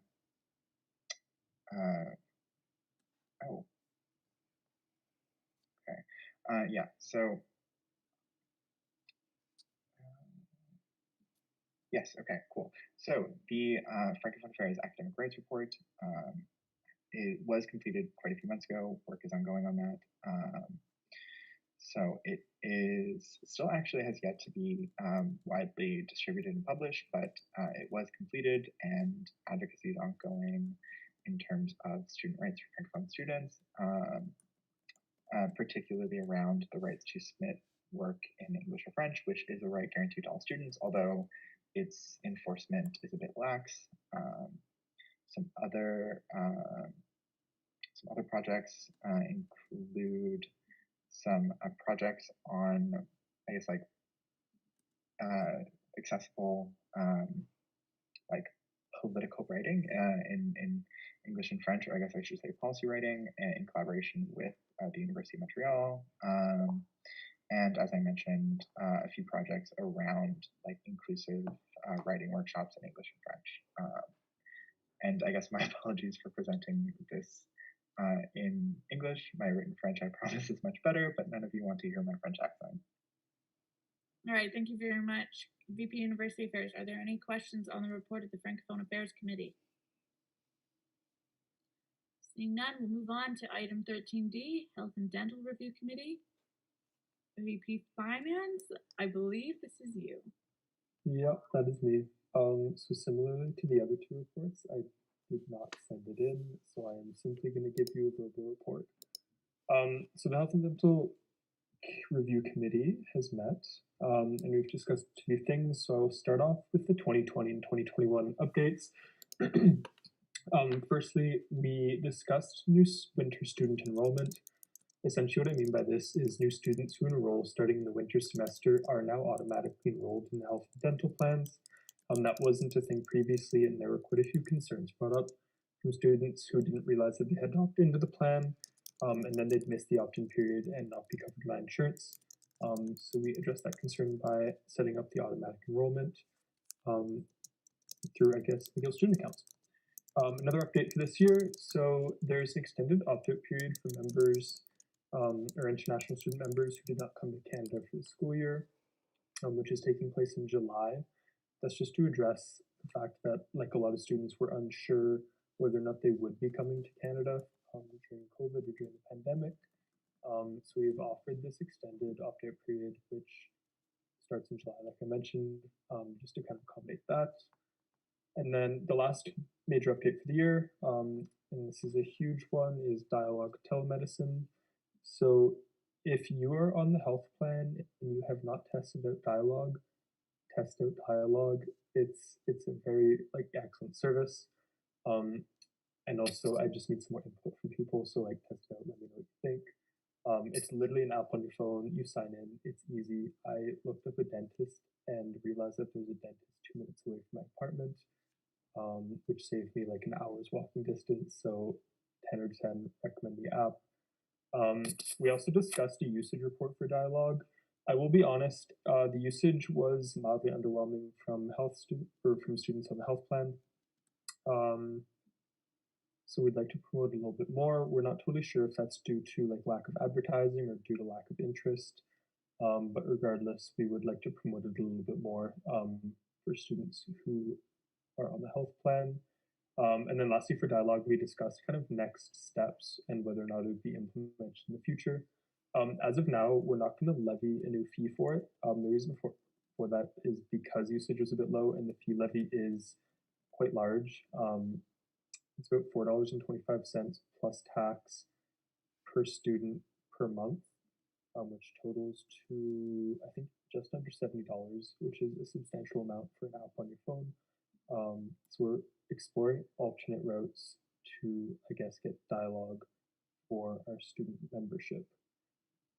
We also discussed quite a few ideas and next steps for the plans. It's things that haven't already been implemented.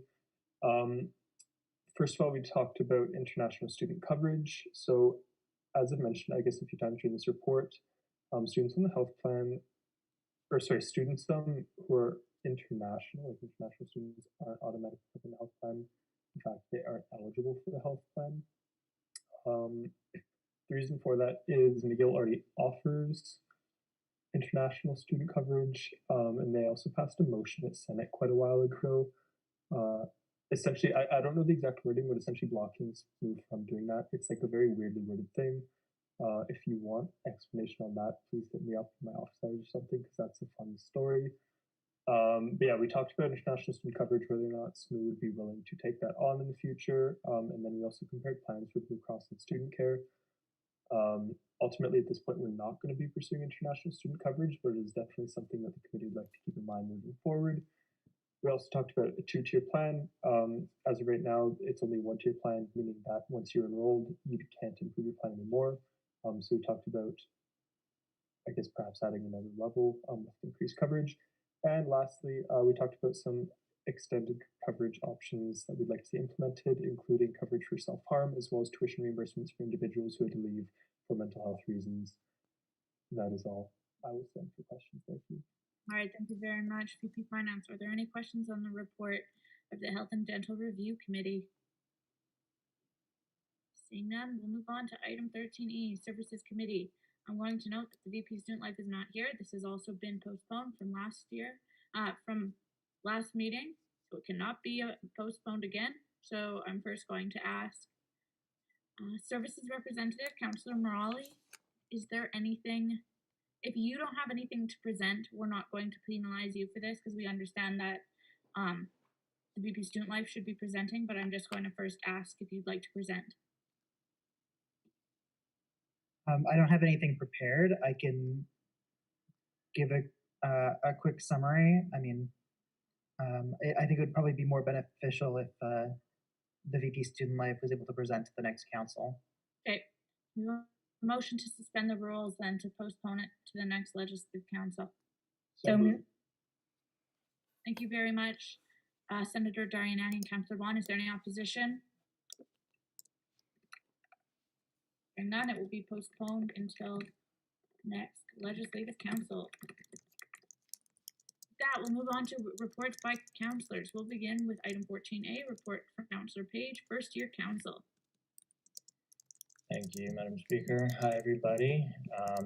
Just checking back in from FYC to update you on what's been happening.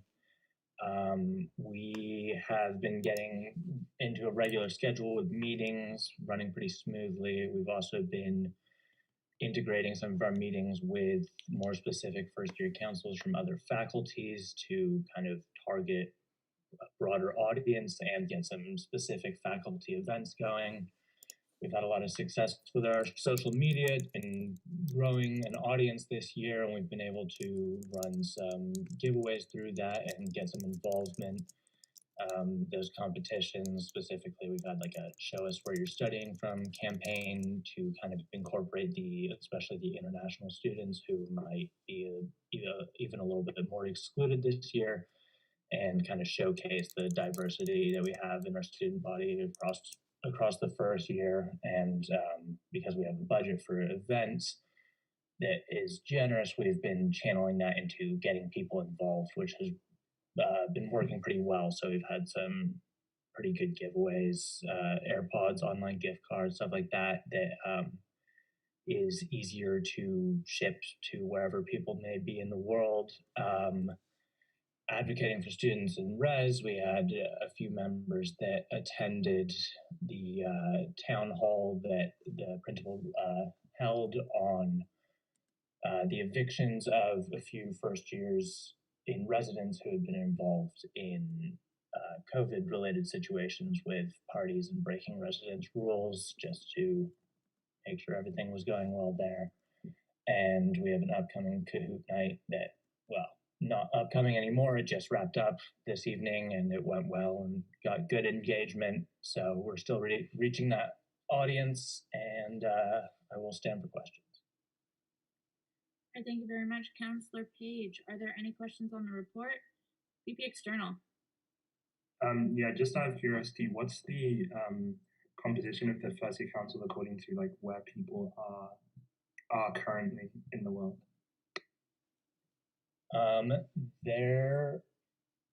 It's largely Canadian. The first year council representatives, at least, are all people in Canada, I believe, right now. All right, thank you very much, VP External. Are there any further questions? Seeing none, we'll move on to Councillor Reid, Engineering.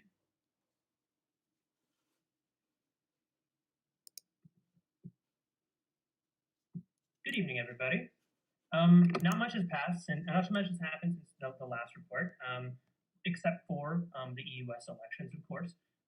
We had elections for the EUS executives, senator, and our two SMU representatives, and that took place between February 1st and 27th. Notably, our VP Finance is actually not elected. They're chosen by a selection committee following the election.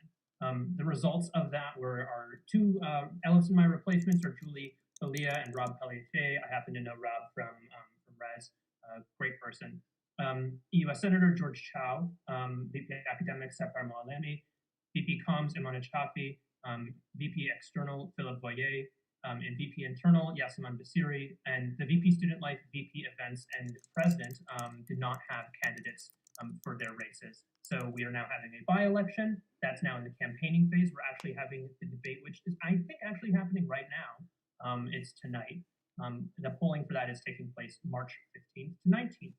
And the candidates for that are for VP Events, Kels Moore, and the president, we have two candidates, Asta Goyal and Yacoub Neba.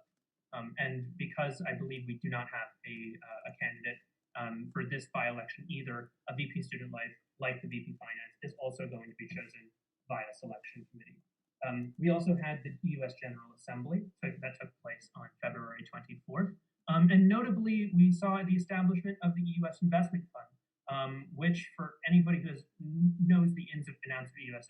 knows that this has frankly kind of become a meme over the years because so many various governors and councillors tried to make this happen, pitched in research and then didn't get it all the way through. But our glorious VP Finance, Raul Bahar, actually put this all together. And so now we actually have our very own investment fund, which is pretty hype. And we passed amendments to the Constitution and clubs and design team bylaws with a razor-thin quorum. As for our U.S. councils, notably, we have new guidelines proposed by the Board of Governors and Executives for the publication of political statements.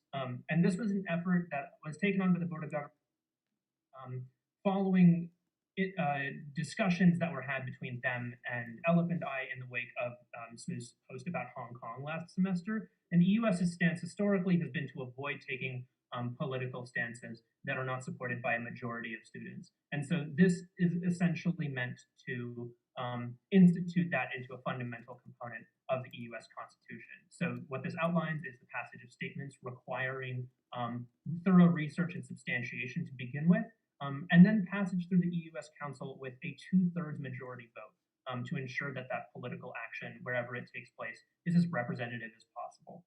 In addition to that, councillors would, of course, be encouraged to consult quite thoroughly and go out of their way to ask people their thoughts in order to make sure that they are representing their constituents faithfully. And naturally, because of the nature of events of a geopolitical nature, the council would be encouraged to act swiftly in the deliberation of those motions to ensure that if a response is deemed appropriate, then the time in which it is published is also appropriate. Beyond that, we just had some bylaw revisions in EU.S. Council, nothing terribly new to report. As for me, I am taking some time away from social media. I'm spending more time with my family, just kind of hanging out, nothing huge going on. And I hope y'all are well. And I stand for questions, of course. Great, thank you very much, Councillor Reid. Are there any questions on the report? VP Finance. Yeah, hi, Councillor Reid. Thank you for the report. I was just super curious about the selection committee for VP Finance. Who sits on that committee and how do they decide who gets the role of VP Finance? So I believe that the logic for selecting a VP Finance as opposed to electing one is because VP Finance is widely regarded, at least in EUS, as something that relies purely on like competence of just like, you know, your sort of typecast numbers person, right? I believe the people sitting on the CELCOM, last I checked, I haven't been on Board of Governors for a minute now, so I can't tell you for sure, but it usually consists of a couple of members of the Board of Governors. I believe notably the chair of the Board of Governors, and possibly because it's an executive position, one of the executives would sit on, but don't quote me on that because there might also actually be a bylaw against that for conflict of interest. All right, thank you very much, Councillor Reid. Councillor Wan. Thanks very much, Madam Speaker, and thanks, Councillor Reid, for your report. I just want to ask about the political statements policy that was passed. Does that policy cover councillor positions on the Legislative Council? Thank you. I should note first that this wasn't passed. It was actually presented in I believe 2 EUS councils ago, but it has yet to be put forward as like an actual amendment to the EUS Constitution. It's an effort that's presently in the works and is more in its sort of later stages as far as the scheme. As for the question of SMU representatives being able to substantiate their political views, I do not believe that would be covered by this particular amendment to the Constitution, being deals specifically with the publishing of EUS statements using the publishing of statements of a political nature using EUS information and communication channels. All right, thank you very much. Seeing no further individuals with questions, we'll move on to item 14C, report from Councillor Smith, Arts. Thank you very much, Madam Speaker. I'll just wait till the parliamentarians will pull it up. And just for the interest of council, I'm going to need an extension on time. So for those who don't know me, I know we had some new late councillors join. I'm Chip Smith, he and Il. I'm one of the 4 arts reps for this year from St. John, New Brunswick. And in my last 7 weeks at McGill, double majoring in political science and history, my email is artsrep3@smu.ca. So some of the general business of the AUS applications for spring 2021 valedictorian are still ongoing. The deadline to apply is tomorrow, and you can find a link in the VP Academics report. Preparations for our audit are ongoing. Our VP Internal Joy is currently working on with the Equity Commission on a calendar of religious dates and holidays. That should be finalized this week. The Events Planning and Involvement Committee, EPIC, is partnering with SIC for an event like a St. Patrick's Day themed event, which is a pub crawl called Get Shamrocked in Montreal. It's on the 18th of March from 8 till 9:30. You can check out the event on Facebook. Grad Ball, we're expecting an announcement on the format sometime by April 1st. Frosh Leader OSTAF applications open the 22nd of February. Our VP Social Grace is currently working on hiring with the Secretary General. So I put in a call out on Sunday night to our departments to see if they had anything, and we've got a few. So the Economic Students Association, their new website has been launched. It's linked into my report. The Guild Journal of Economics will be releasing their 2021 edition online, and it has a combination of pieces of academic research and op-ed written by economic students at the Guild. And their peer tutoring, the ESA Help Desk, will be offering review sessions. And the schedule is on the link on the Facebook page and website. For German studies, there are two conversation events, Kaffenstunde, which is for beginner and intermediate level German speakers, and Zoomstunde, which is for advanced native level German speakers, are also ongoing. The times are in my report. The Jewish Studies Students Association, they're currently working on that with faculty for later this semester. Tutoring for Hebrew language courses is ongoing, and sweaters have been distributed. The Quebec Studies Students Association are hosting their next edition of Montreal Seton By on the 17th of March from noon till 1:15, and this edition's guest will be Dominique Olivier, the president of the OCPM. You can find a link, I believe, on Facebook. So AUS Legislative Council, we met on Tuesday.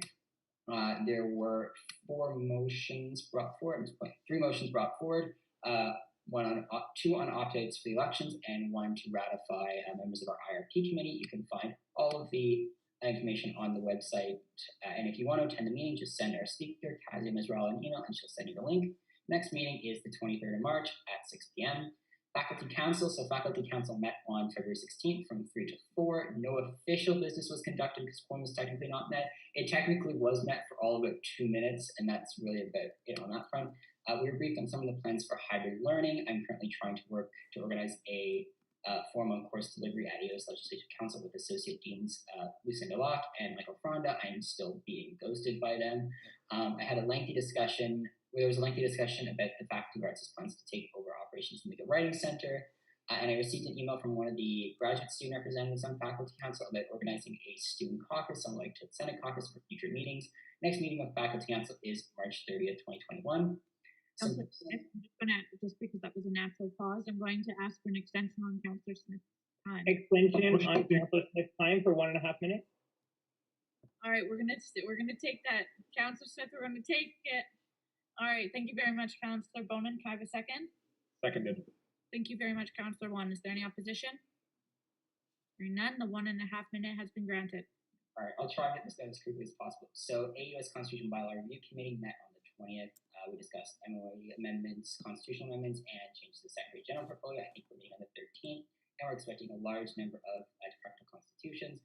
BOMCOM meeting tomorrow, last one on the 26th of February. So the steering committee, we met on Sunday. Faculty Arts Infotech Fund, so we met in December to fill the management committee. Our proposal for Choose the Computer Lab Fund to purchase new laptops for the laptop lending program was approved, and we had a lengthy discussion on the future of the Ferrier Computer Lab and how best to promote the Infotech and Computer Lab funds. Curriculum Committee met on the 22nd. We reviewed and approved changes in art history, Canadian Studies, Indigenous Studies, International Development, Russian Studies, Social Work, and Sociology. Had a lengthy discussion on the dual track system and the freshman program. Personal miscellaneous, my office hours this semester, 10:30 to 11:30 Eastern on Tuesdays, and 3 to 4 on Fridays, or by appointment. The link is there. If those times don't work, feel free to send me an email. Transition, I was hoping to finish my exit report by the end of this week. It's going to be early next week. It's been a bit of a hectic week. I met separately with both the incoming arts representatives following the GA. I do have a small update. We're going to be electing the last arts representative at Legislative Council on the 23rd. I did meet with someone who's interested in the position, and I've heard a few names. I'm currently working on transitioning Yara Kusa, who is on the call tonight. If your camera's on, say give a little wave, Yara. into her role. She's going to be attending BombCom tomorrow. We had a meeting yesterday. Personal, I attended the Teaching and Learning Services Forum with student leaders with Chris Buttle, Dr. Weiner, and Fabrice Lebeau on 2 days ago. Decided to return to in-person learning for fall 2021 and to check in on winter semester. My outsiders were pushed. Along with Councillors Collins and Kirksu, I attended the Sexual Violence and Responding to Disclosures training on February 22nd. Huge thank you to the ABCs for recording that. Met with a few candidates running for various positions in the elections. And wrapping up some elements of my portfolio ahead of the transition, you might see on the motion from me. That's it. Thank you for a wonderful year, everyone. Keep in touch, stay safe, and I stand for questions. All right, thank you very much, Councillor Smith. Are there any questions on the report? Seeing none, we'll move on to item D, report from Councillor Wan, Medicine. Thank you, Madam Speaker. So I'd first like to start off by talking about our Fall General Assembly, which took place on December 2nd. There was about a 40% turnout, where 212 of our 720 students attended. There were several motions that were discussed, and all of them were approved. One was about the strategic plan for the next 3 years. One was about the decentralization of health and social services. Another about the MS position on standardization of CARMS letters. Another on that allowed the MSS to sign on to the IRP. Another one about an endorsement of the FMAQ, which is the Association of Medical Students within Quebec positions for Provincial Lobby Day. Another one about the Policy and General Council positions and press releases, which had an effect on a motion that was passed a couple of weeks ago. I'll go into detail later in my report. Another motion about guidelines for sustainable events. And lastly, there was a modification to the junior global health rep position. There were many prizes that were offered, which might have led to this large turnout, including lots of gift cards, a Boda Boda gift card, and a Bluetooth headset. Next, on February 22nd, so recently we had our winter referendum. There were 4 motions, 2 regarding the MSS constitution where amendments were made, one about the CARMS standardized letters of reference, and one about an effort to minimize and eliminate conscious and unconscious biases from the CARMS application process. I realized I neglected to mention this earlier, but CARMS is the application process to residency positions. So this follows medical school. One of the motions actually, there was a tie between in favor and against votes. So it passed by sortition, which is always exciting. Next, there were 2 executive council meetings thus far, one on the 2nd of February to approve a budget for one of our events internals, which I'll discuss below, and one on March the 4th, which included a presentation from the president of the FMEQ. Next, there were 3 general council meetings within this time period, the first on December the 3rd. At this meeting, there were several motions to be discussed, and most of them pertain to the General Assembly. I will not go through these. Next, we had a meeting on January the 28th, where we presented the referendum questions. And lastly, on February 22nd, we had an emergency GC meeting to discuss the MSS position on the motion to divest for human rights policy, which resulted because of the conflict with the motion that was passed at GA regarding political positions. This is why I posed the question to Councillor Reid earlier about the political positions policy passed by the EUS. Next, Councillor Wan, I'm going to need an extension on Councillor Wan's time. Oui, je propose une extension de 2 minutes. Thank you very much, Councillor Smith. We have an extension for 2 minutes. Can I have a seconder? Seconded. Thank you very much, Councillor Williamson. Is there any opposition? Hearing none, the 2-minute extension has been granted. Thanks very much. So in terms of class-specific updates, the class of 2024 are continuing to have online exams. The class of 2023, my class, recently had some online parties to keep our class spirits high. The class of 2022 is continuing with their clerkship, and the class of 2021, who are graduating this year, are currently in their CARMS interview stage. So they're interviewing for their future. So best of luck to them. In terms of MSS faculty-wide events, we had internals, which is historically an event that's the big formal, it's the biggest event of the year. This year it was held completely online, and we had a live musician, Fred Potier, who is a Montrealer, who came to present, and he played some music from the 2000s, which is a nice throwback. In terms of the new Outaouais campus, we are trying to get them represented within Legislative Council. So we've had some updates within our constitution and internal regulations to get their governance set up. And our goal is for them to be independent, yet structurally sound. So that is turned to be we have found that it's quite a tough road to navigate. At the SMU level, last semester I submitted to the CGRC a motion to have representation for the Outaouais campus, and it's currently being reviewed by the Office of the DIPSL. I also sit on the Frank Affairs Committee, and we had a meeting back in November to discuss the commissioner role. The HDRC met on March the 4th. I wasn't able to attend, and it was updated earlier in this meeting, so I will not go talk about it further. And I continue to sit on the board of directors. And I will stand for questions, and thanks everyone for a fantastic year thus far. Great, thank you very much. Councillor Wan, VP External for a question. Yeah, I'm just curious if you remember, what were the positions of the FMEQ? You said, you mentioned they were endorsed, or like there's a motion to endorse them at the General Assembly of last semester. Just the gist of them, I guess. Councillor Wan?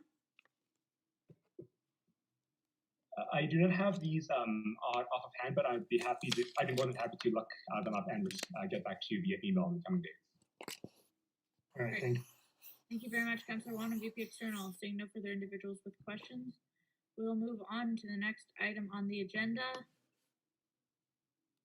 A report from Councillor Ramey, Environment. We'll note that Councillor Ramey has submitted a report, though they are absent this evening. So I will either take a recess to read the report or to postpone it until next legislative council. Senator Darianani? Motion to postpone the report to next legislative council. All right, thank you very much, Senator Darianani. Can I have a second? Thank you very much, Councillor Smith. Is there opposition? Hearing none, it will stand approved and postponed. With that, we will move on to the next item on the agenda, 14F, report from Senator Parsons. Hi everyone. My cat Physic will be joining me for this, so I will leave my screen on for all of you to see her. But my name is Heidi Parsons. For some reason, I put the About Me part on the third page, so we're gonna do that when we get there. But I wear a lot of different hats, so don't want to step on anyone's toes, and I'm going to be talking mostly about the February Senate meeting.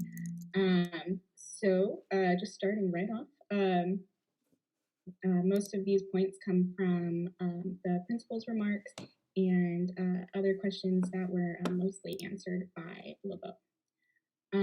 So starting off with convocation, so Principal Fortier noted there were questions about why convocation was being virtual, but fall 2021 was online. So she talked about how vaccine distribution is not scheduled to be widespread enough for this to happen in person. And then the same deal goes with July exchange. In terms of government relations between McGill and Quebec and Canada, they're currently working on a federal and provincial budget.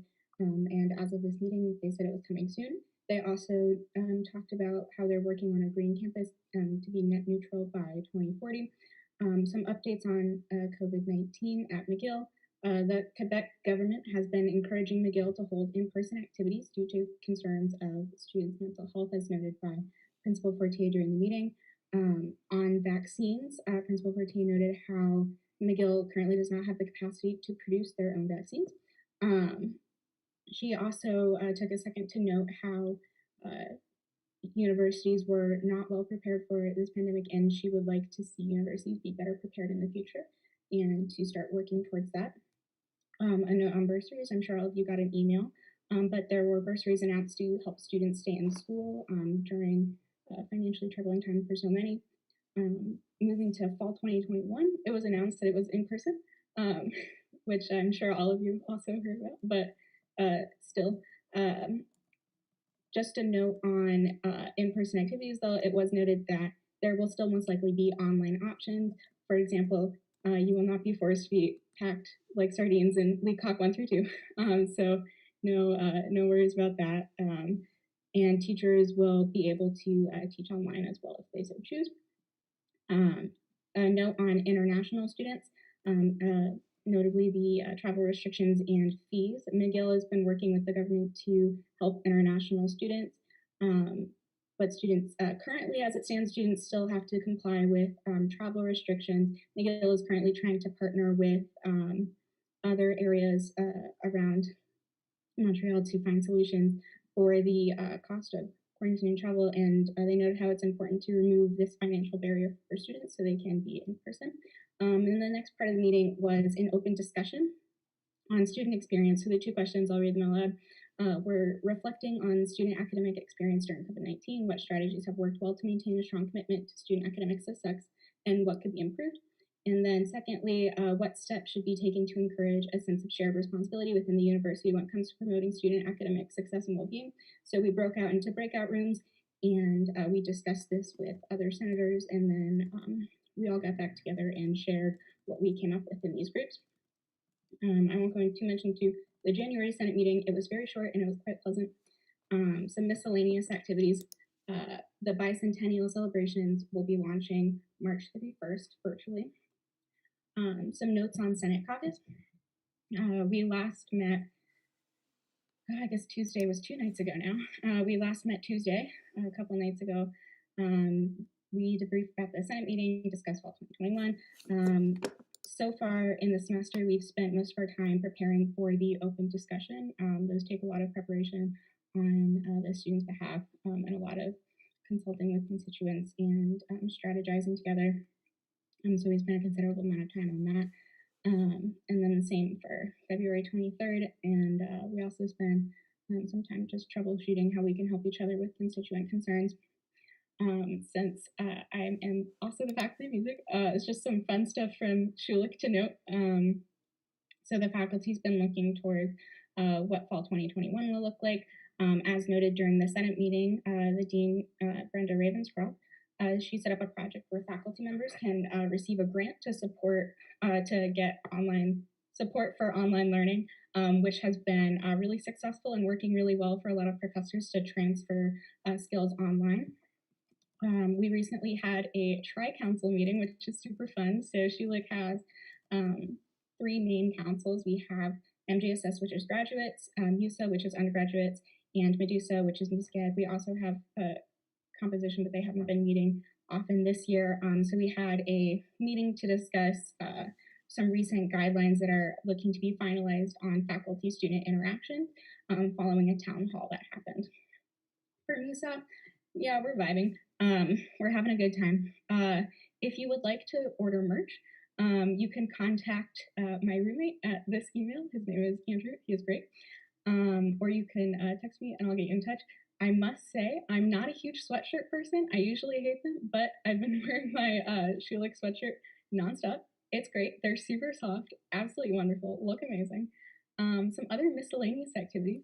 MUSA is going to be hosting a Jeopardy night, which is going to be super fun. So if any of you have taken the art of listening, definitely attend. It's going to be music-based, McGill-based, Montreal-based. It'll be super fun.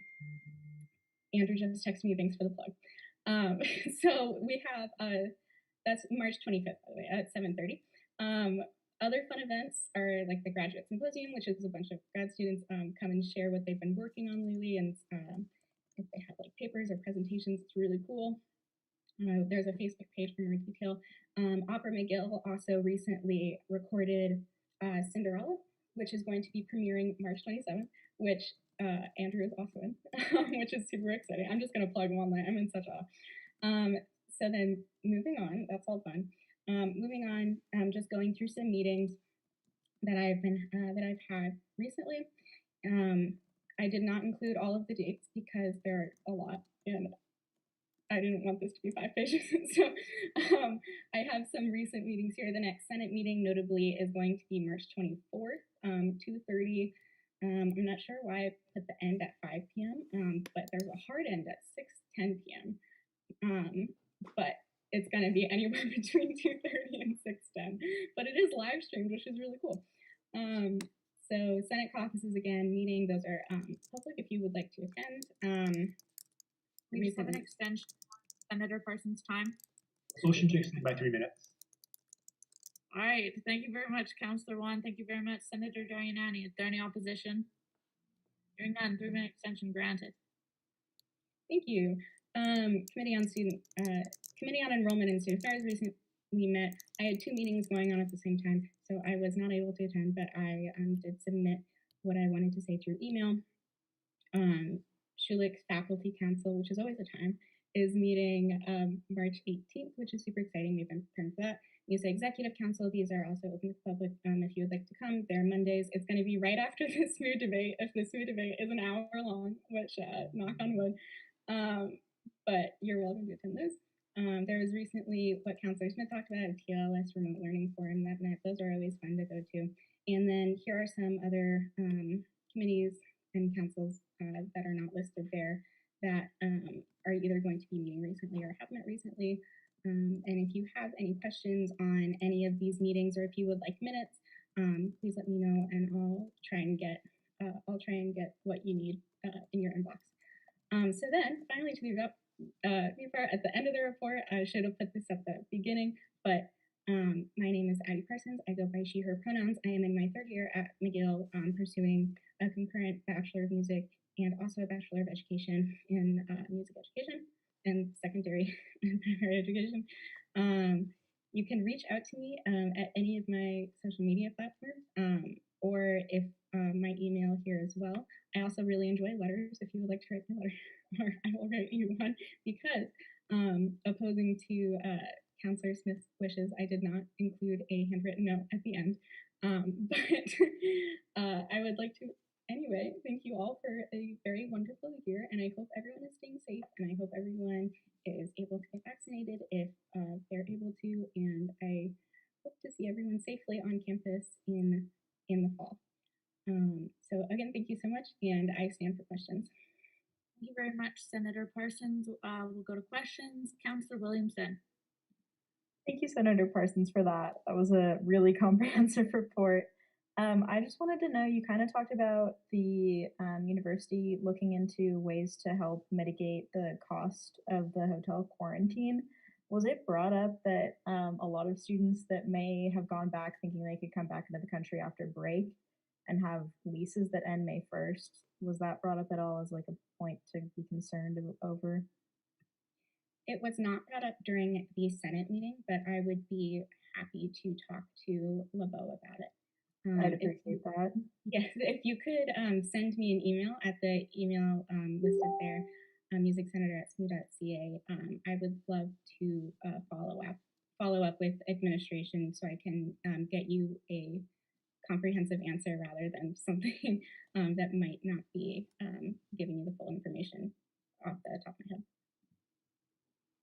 All right, thank you very much. Are there any further questions? Seeing none, we'll move on to item 15, reports from executive. We'll begin with item 15A, report from the SMU president. Thank you, Madam Speaker. Sorry for that. My report's not as comprehensive as the last few, simply because I took a few days off last week during reading week.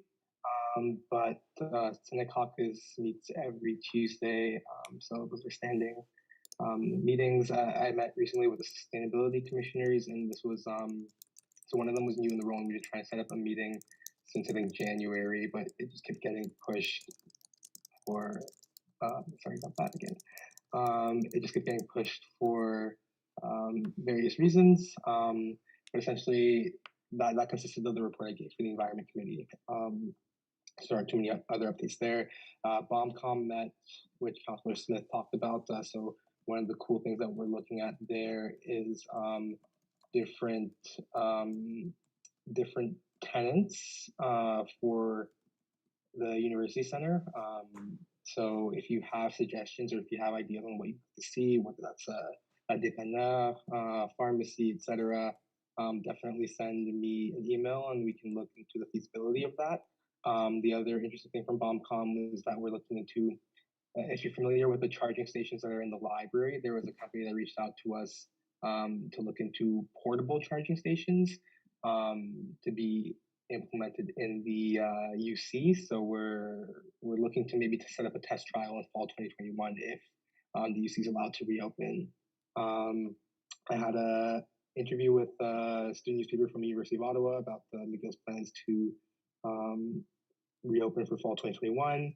I have standing meetings with the principal and the person who's standing in for the PGSS section right now, just to keep each other updated. Again, most of those conversations surrounded fall 2021, as well as people who still haven't been paid by Workday. I had meetings over the past few weeks with prospective SMU president candidates. As a few other people mentioned, I attended the TLS forum on remote semester in fall 2021. The execs and I met with the provost to discuss a variety of things, again, including plans for fall 2021. And then earlier today, the execs and I met with a group called Y for Y Quebec to do some community consultations on how COVID has impacted students. Again, a lot of that did resolve around fall 2021, so that's probably going to be like the new or talk of the town until it actually happens. And then lastly, NASIC had an event right before Reading Week happened. So that's the Alumni Student Engagement Committee. We had like 40 people who registered. Only one person ended up showing up. So it was a very short event, but that person was really engaged and asked a lot of questions, and it was fun nonetheless. So that's my report, and also the questions. All right, thank you very much, SMU President. Are there any questions on the report? Seeing none, we'll move on to the next item on the agenda.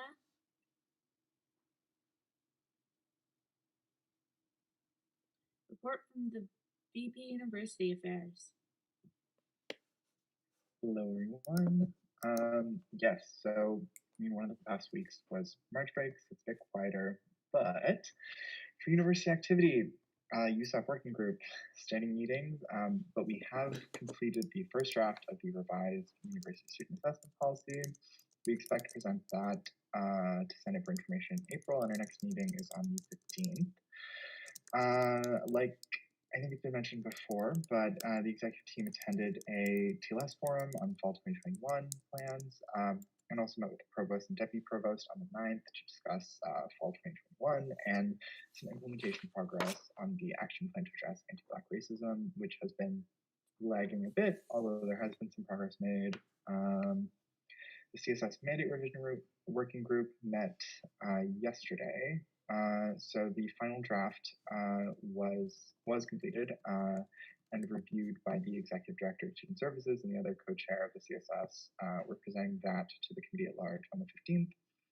And the next Senate Steering Committee is going to meet on March 16th, so I'll have a better idea of the Senate agenda then. Senate Caucus meetings, we didn't meet during March break, but we met on the 9th to debrief February Senate and discuss fall 2021 primarily. The Senate Caucus Advisory Board on the IRs of representation and advocacy also met this morning. Because of a kind of urgent personal thing, I wasn't able to attend the meeting, but it did go on as planned, and I hear that it was quite productive.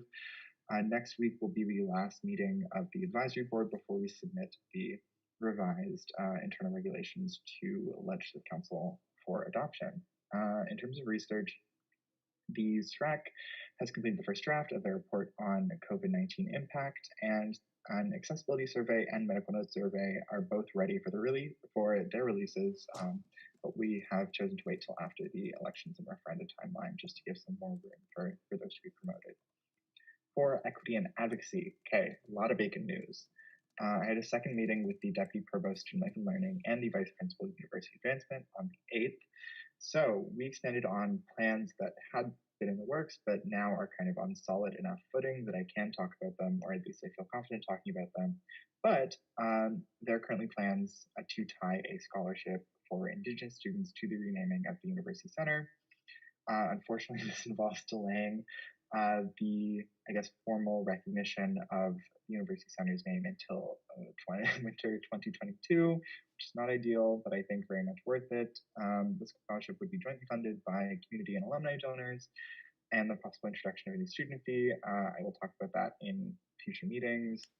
The Office of the VP University Advancement is currently drafting a letter of intent between the SMU and McGill that should be ready, I think, by the end of next week. So right now, I'm in the process of working on a 2-year plan to execute the scholarship and the renaming that should also be presented at the next session of council as a notice, because unfortunately, all of the vacant plans cannot be completed this year because of the introduction of a scholarship. But because unfortunately we won't be able to have like a renaming ceremony, and because we also missed the referendum deadline, we're planning a consultative town hall to unveil the proposed names and receive student feedback. And that should be announced at some point in the next couple weeks before, we're hoping to host it before final season gets going. For equity infrastructure, the equity policy revisions are ongoing. We have like finished reviewing the entire policy, and so now it is kind of up to me to just synthesize that into a new revised policy that is going to be presented. It should be completed by the 16th, when it'll be okayed by the Equity Commissioners, Black Affairs Commissioner, and Gender and Sexuality Commissioner, and Indigenous Affairs Commissioner, before being presented to Council at the next meeting as a notice. So, harm reduction policy was finalized. You all saw the notice. That was a joint project between myself, the VP Student Life, and the MU's Vice President Floor Fellow, Sarah. That was presented, yes, as I said, presented today alongside a presentation by Sarah on harm reduction. Thank you all for interacting with that in, I think, a really productive way.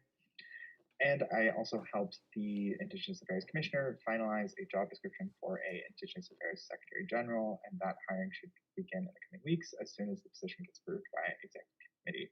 Unfortunately, there hasn't been a whole lot of movement in terms of academic resources in the past 2 weeks, just because the university kind of shut down in terms of meetings over March break, and not much has happened this week. But there are planned meetings with library admin in the coming weeks, so I should have more updates at the next meeting. That is it from me. If anyone has questions, I am happy to field them, and if not, thank you all for listening. All right, thank you very much, VP University Affairs. Are there any questions on the report?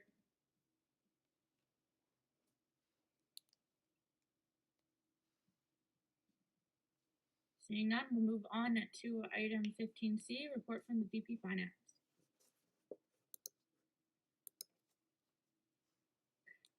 All right. So just jumping right into it, I will start with general finances and accounting. Hold on one moment. Excuse me. All right, so general finances accounting, next year's budget, we are still waiting for the pay equity report to be finalized before moving on with the budget. Or at least we were up until yesterday when we heard news that the pay equity report would actually not be done until April. So therefore, we're just going to finalize the budget. So you'll be seeing that very soon. I'm currently working on the internal regulations of finance and doing some amendments to them. So consultations are ongoing there. And then also I'll just be bringing the IRs up to date and adding some additional content. The finance website, as you can see, is still under construction. Turns out websites are a little bit more difficult to make than I originally anticipated, but you know what? It's still thriving, still ongoing. For funding, the funding committee continues to meet, and as always, a list of approved funding applications can be found at the bottom of this report. But something else that we've been working on is improving the process in which groups external to SSMU receive funding, specifically when we communicate the approval of these funds. Some groups have displayed concerns over just not knowing where the money's coming from, so we're working on that, and we've actually found a solution. For the SSMU Awards of Distinction, as I mentioned in the announcements, they are still open. Apply. And the funding committee is working on the promotion of the awards in the coming weeks, and like I mentioned, applications are due by April 1st. Moving on to clubs and service finances. For clubs, so the new banking resources are still being distributed, but honestly at this point, besides administrative assistance over email, it's pretty quiet, just because we're in March, and yeah, I don't know, just quite overall. For services, credit cards, the reconciliation is still ongoing, but it's going much more smoothly at this point of the year, which is fantastic. And the service credit card reconciliation system that we've, I guess, implemented can potentially be implemented in other areas of the society. So for example, different departments that levy a fee, they may be able to have a credit card. And yeah, I guess just elsewhere in the society, it's a lot more smooth, which is excellent. And then also for the 2021-2022 service budgets, I've mentioned a few times we're asking for them earlier this year, specifically in May rather than next October. That's for reporting things and like quite a few other reasons, just to kind of bring their reporting standards in line with the rest of the society. They brought up some concerns regarding the deadline being at the beginning of May, just because it's immediately following finals. So we've extended the submission deadline to be the end of May, just to accommodate the fact that we are all students. Health and dental coverage. I haven't reported much on this in my previous report, so I'll cover it. I guess I already did cover it in the Health and Dental Review Committee, so I'm not going to jump too much into it. But that's all outlined there. You can read it if you'd like. And then for other things going on, SPIN currently planning for the third event of the year. As mentioned in the announcements, the link should still be in the chat. You should all definitely attend. It's going to be a lot of fun. And then also been working on the referendum campaigns. Good luck to everyone who's participating in the campaign, and also good luck to the people running for executive positions. I will stand for questions. Thank you. All right, thank you very much, VP Finance. Are there any questions on the report? Seeing none, we'll move on to item 15D, report from the VP Student Life. I will note that this report is unable to be postponed. So either an executive can submit in the VP Student Life's absence, or I will read it out. I will either. Yeah. Okay. For clubs, the Club Pro Committee, the next meeting is on March 16th, and it's to decide between the two options that they've been considering. So I know they've narrowed it down to these two. So hopefully they're looking to implement this next year. The club committee has weekly meetings. So the one in the past 2 weeks, they improved interim and full status clubs as well as club constitutions, and they've had they've had meetings with various clubs during office hours, including LSA and the MESA. So for services, they've met with all the services and prevented the space agreements. So this is something that the VP Student Life's been working on for a large part of this year, just to make sure that there is an agreement in place that shows that the services are able to, or like have access to their space, and that space is theirs. The Services Review Committee is in the middle of completing their end of year report and is currently assessing all services through direct audits. For mental health, the Mental Health Roundtable is today. I personally can't give an update on that because I wasn't there, but the Keep Me Safe program, they have ongoing meetings with Steve Cameron, and they're getting monthly updates on its usage. There's nothing to report for family care, and then for student services and miscellaneous, as mentioned by I think the other execs and myself, VP Student Life met with the Deputy Provost Student Life Learning and Provost Manfredi, where we discussed the plan to address anti-Black racism as well as methods of instruction for the fall semester. VP Student Life is currently conducting interviews for the Accessibility Commissioner. So that was last week and this week, and completed the harm reduction policy, which the VP University Affairs also spoke to. So that's the end of that report. All right, thank you very much. Are there any questions on the report of the VP Student Life? Seeing none, we'll move on to the last report of the evening, the report from the VP External.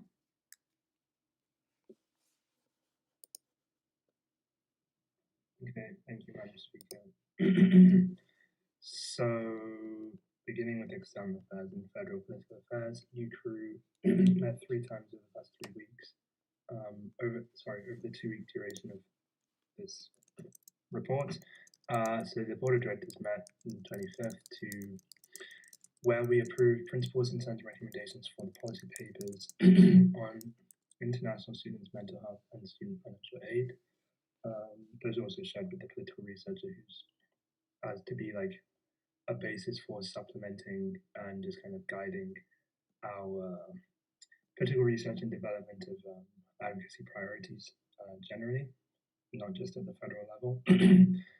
The advocacy committee met on March 2nd, and yeah, unfortunately I just actually cannot remember what happened, and there wasn't an agenda posted, so yeah, I can't speak much more on that. The board of directors had a special meeting on the 5th, which was last Friday, to consolidate all of the recommendations brought by each member student association to the bylaws that were presented to council, I think 4 weeks ago now. On provincial and municipal political affairs, there's really very little there's very little to report on just kind of activity. Sorry, could you scroll back up, please? Yeah, little to report activity-wise. Meeting of the Coalition Against the PQ reforms last Wednesday was not like super substantial, really. And with respect to political research and infrastructure, the political researchers continuing their work with these new resources from UCRU and elsewhere, and is making progress on notably new progress on the policy framework for Indigenous students. Regarding community affairs, the Affordable Student Housing Committee met earlier this week, where we debriefed on the public assembly, identified new steps and next steps and new mandates. The committee was introduced to the new Community Affairs Commissioner, and it was a good meeting. The CKUT Human Resources Committee and the Board of Directors met twice last week to go over in the former the probationary job review, and in the latter the same, and also just varia. With respect to political campaigns, it's also been quite limited recently. Just a couple of meetings or conversations with organizers of the Arrêtons GNL campaign that was endorsed a few weeks ago. And then general office stuff. I've been working with the External Affairs Coordinator on social media and website frameworks, so it's really great to have this new staff position around to help with that work. I was working with SMU translators to translate the annual report of the Push Fund, which I spoke about last week. The English version will be soon available and will be shared on the External Affairs Facebook page. I had an interview with Prism Radio, which is a CKUT program regarding the position on institutions of public safety. With respect to finance and HR, I met with the VP Finance and Community Affairs Commissioner to review the upcoming year's budget and other things. Basically, the same thing happened for the Black Affairs Commissioner. Also, again, met with the VP Finance to just address like outstanding issues. Ongoing onboarding of the new Community Affairs Commissioner and External Affairs Coordinator. That's going very well. And then just regular check-ins with the campaigns coordinators, political researcher, and at the end of last week we had an all-staff meeting, which was very nice. And then on to governance. For the past couple of weeks, I have been working with the Students for Peace and Disarmament to review the recommendations from the steering committee regarding the motion regarding a policy on harmful military technology. I had brief conversations with with the two political campaigns coordinators regarding a guide or best practices for writing policies. Then as for Varia, met with the one and only VP external candidate last week. Attended and began kind of working on the referendum campaign for the Access Bursary Fund fee, and began last week drafting an exit report. So that's beginning just with like general things that I will probably end up sharing with the entire incoming SMU executive before going on to the more limited things related to external affairs. So that's it. Thank you. All right, thank you very much, VP External. Are there any questions on the report?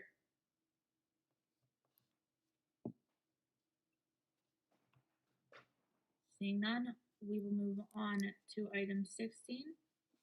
There is no confidential session this evening. With that, we'll move on to item 17, adjournment. Can I have a motion to adjourn?